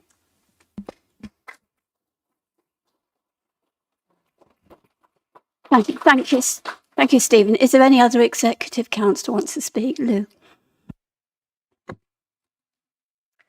Thank you. I'd just like to remind everybody that White Ribbon Day was on Tuesday this week, which I think we know is held annually, and it aims to raise awareness about what can be done to prevent gender-based violence. This year's theme was We Speak Up. As members will know, Woking Borough Council as an organisation is White Ribbon accredited, and this accreditation is not an end goal but a long-term commitment. Significant efforts have been undertaken this year in order to continue that commitment. For example, at the colleague conference, many responded to the call to sign up as ambassadors and champions, and I think we now have around 150. The White Ribbon Steering Group is now meeting quarterly to review plans and progress, and I'd like to thank Councillor Rebecca Margetts and Councillor Andrew Gray for their attendance and contributions to this group. This year, our activities related to White Ribbon Day and the following 16 days of action will include a workshop run by a drama company at the Youth Voices Summit. This was held last week, and also one at the university. Those attending watched a scenario that was acted out and were encouraged to think about how they could intervene to help prevent abuse of the victim. The workshop was really well attended, there was great engagement, and it was incredibly powerful and a challenging experience, especially the part aimed at parents, which I'm still reflecting on. A series of bite-sized training events covering a wide range of topics are going to be held between the 25th of November and the 10th of December, and everyone is very welcome to attend a vigil being held by Kaleidoscopic UK at the Town Hall on the 5th of December, 6 p.m. This is to show our support for victims and survivors of domestic abuse. And I'd just like to end with a reflection on this year's White Ribbon theme, We Speak Up. Sexist jokes, catcalling, unwanted comments and locker room banter are not harmless. They contribute to a culture that enables 2 women a week to be killed by their partner or ex-partner. Our White Ribbon accreditation demonstrates our commitment to promoting respect and allyship within the council and our broader community. By leading by example, we can inspire a collective effort to prevent gender-based violence. I call on all of us here, especially the men, not just to wear your white ribbons, but to use your voices to call out unacceptable behaviour and to stand up for a society where everyone feels safe. Thank you.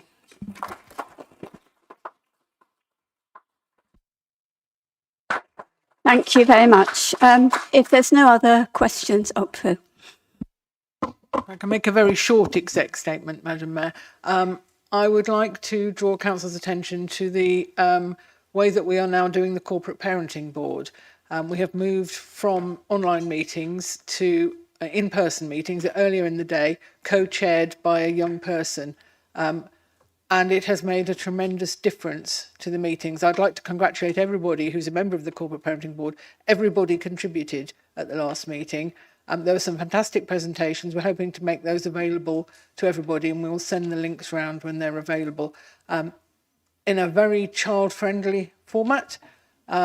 and we have pizza in the middle. So other councillors are very welcome to attend and sit in on our meetings and find out what goes on.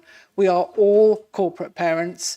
The staff are also corporate parents, and we have a huge responsibility to make sure that we deliver for those children in the same way that we would deliver for our own children. So I just commend it to you, and I'd like to thank everybody for helping make it a success. Thank you. If there's no other questions, move on to item 83, which is statements from council-owned companies. Does any councillor wish to make a statement? No? Okay, so move on to item 84, which is the motions. I've got motion 534, which is Councillor Bray. Will you be proposing the motion? And do you have a seconder, please? Thank you. Thank you, Madam Mayor. Hold on a minute, yes, Rebecca. Sorry, Madam Mayor, I thought we had to have half an hour to debate this by the time we start. No, we don't. It's making sure, no, we have to start the item before 10:15. I thought it had to have half an hour. No. No, it's one of those things, if we don't have the full half hour, we have guillotined off at past. I better get on with it then, hadn't I? I think we all know that services for special educational needs and disabilities are underfunded, with the gap between funding and expenditure growing every year. And worse, despite the enormous amount of money that's being spent, there is no improvement in outcomes for children. The country cannot go on like this. The government has recognised that the system needs a complete overhaul, but they are finding it difficult, despite what was said in the budget yesterday, to come up with a way forward. And the announcement of their reforms has been pushed further and further back. While we are waiting for that big bang approach, there are things that could be done to help ease the situation, and this motion is about one of them, namely addressing the pernicious power of profit-making private special schools, which, to use the wording of the motion, treat children as commodities. Research commissioned by the Liberal Democrats and carried out by the House of Commons Library, published in July, showed that the top handful of profiting companies each took home tens of millions a year. The Witherslack Group Limited, operators of 22 special schools, turned over just over £200 million a year, making 44 million in profit, a margin of over 20%. That profit is 150% of what the company made in 2022, skyrocketing up from an already eye-watering 27 million, while directors at that company, reports show, made six-figure salaries. CareTech Holdings Limited, another private equity company that provides private SEND schooling, raked in over £50 million in annual profit, latest statistics show. And as uncovered by The Times in 2022, that company sent more than 2 million to its founder's offshore company in the Caribbean, while accepting government COVID support. These companies and others are sucking money out of the SEND system, yet councils are forced to place children in schools in the private sector because of the lack of state special school places. There is a similar situation in children's social care, with placements with private providers escalating in cost. The government has indicated that it will be intervening in the social care sector to try to rebalance the market, and that's a terrible word to use in this context, if necessary, by ministers capping the profits of private providers. They will also be seeking to reduce the proportion of private provision of social care. And what this motion asks for is for us to campaign for them to do the same thing for private provision of places for children with special educational needs and disabilities, to boost the state special school places and cap the profits that private providers can make to a reasonable level. And I hope that everyone will support this motion.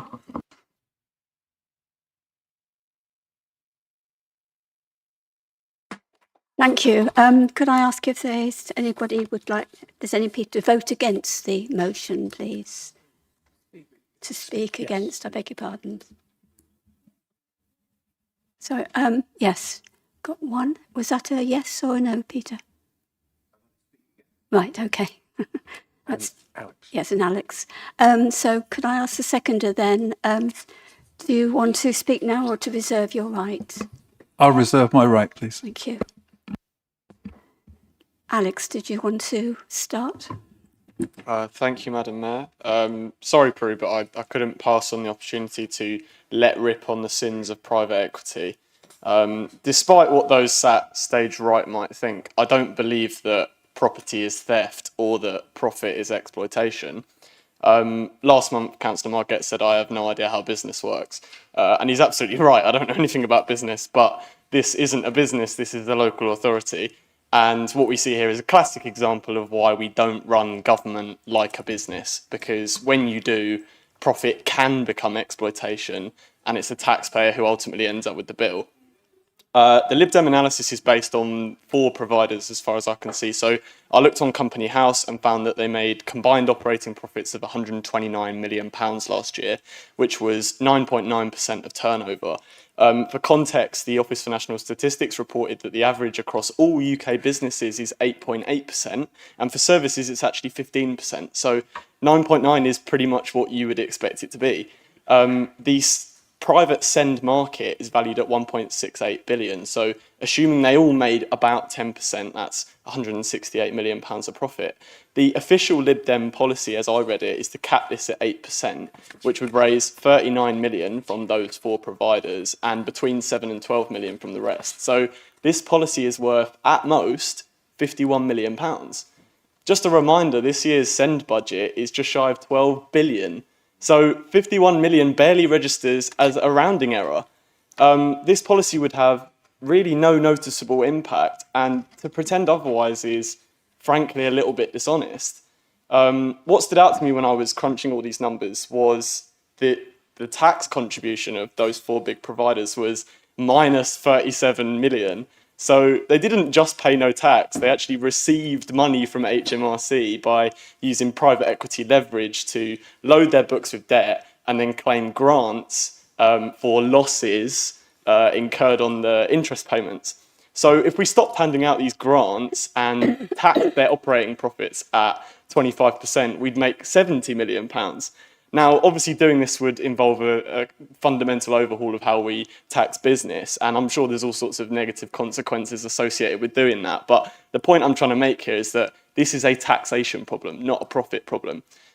We are literally subsidising private equity with public finances. We are actively taking money off working people and giving it to shareholders. That's what's happening here. So we're not going to solve the send crisis by burying our heads in the sand and pretending that ADHD doesn't exist because it's a bit expensive to deal with. But equally, if we don't have the courage to tax those with the broadest shoulders, and we instead choose to sort of fiddle around with the small print, we can't expect to actually solve these problems, and ultimately children deserve better. So yeah, for that reason, I'll be voting against this. Thank you very much. Peter. Thank you, Madam Mayor. Honestly, I wasn't going to speak on this item, but the ridiculous presentation made my blood boil. These companies are providing a service. It's a service that this council willingly enters into a contract for because we don't have the provision within our own borough. We've been waiting years for increased SEND provision. There's a proposal for 2 SEND schools on Barkham Ride, which has dragged on and not been provided. I know you've got problems with the Labour government not providing funding, but this council needs to make its own provision for SEND services for our local children. There are private companies providing these services that we make use of. It's not forced. They are providing an open market price that we are choosing to pay. And this ridiculous thing about excess profits and the hideous aspect of private function within schooling is utterly ridiculous. It's a service we willingly take on. If we had our own SEND services that, for the capacity of our own children, then we wouldn't have to pay these prices, and those services would not be around. We currently pay millions to taxi companies to take our children to schools out of our area. Why are we not saying that they're making excess profits? Why are we not clamping down on those taxi companies for profiteering from our poor children being taken to SEND schools? It's because the Liberal Democrats have this aversion to private companies providing services within the public sector. No doubt they'll be attacking private hospitals next. it's utterly ridiculous motion. We should all be concerned that they're trying to close down private sector companies that provide services to our children. We should vote against it. Thank you, Peter. We have to finish at 10:30, so I just want to give the seconder and a right of reply time for that. So, Stephen. Thank you.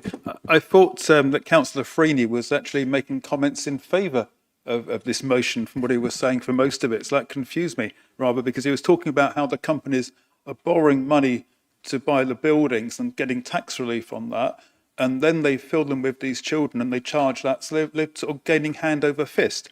And of course you can hide profits in various ways. You make profit on the capital of the building, and then you make a profit on the operational side, and of course they can give themselves big dividends and they can pay themselves big salaries, as was outlined. So I think all we're saying here is that the amount of profit, the level of profit has increased phenomenally over the period of time, and we're just asking for these companies to be more reasonable. We're not saying you shouldn't make profit, we're not saying profit is a dirty word, but there is an element of exploitation going on here, and that's the bit that we're trying to get at, and just say that actually making a sensible amount of profit, if you want to be in this market, then don't just rip people off and try and profiteer and hold councils to ransom, and the public who are paying for those council tax bills to ransom through the system. Thank you. True. Thank you, Madam Mayor. I'll just sum up briefly. We are creating local send provision as quickly as we can with the limited capital that we have.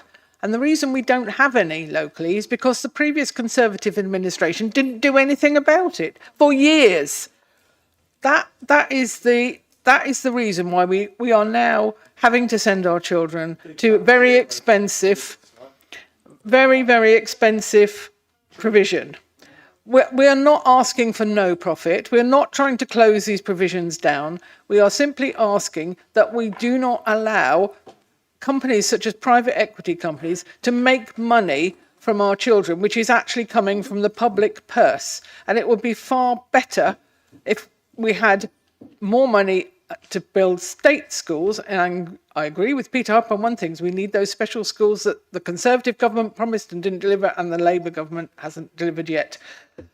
But we are not trying to fix everything with this motion. We are waiting for the government. It has to be a national response. I have some sympathy with Alex's points, but we have to start somewhere. This is a relatively simple thing that the government could do, which wouldn't require an awful lot of complicated juggling about. It would actually help. We do need help. Every little helps. I think that's a slogan that somebody might have used sometime. I would urge you to vote for this motion. If you vote against it, you are actually voting in favour of letting private equity companies make a fortune out of children, and that is not what I would want to be voting for.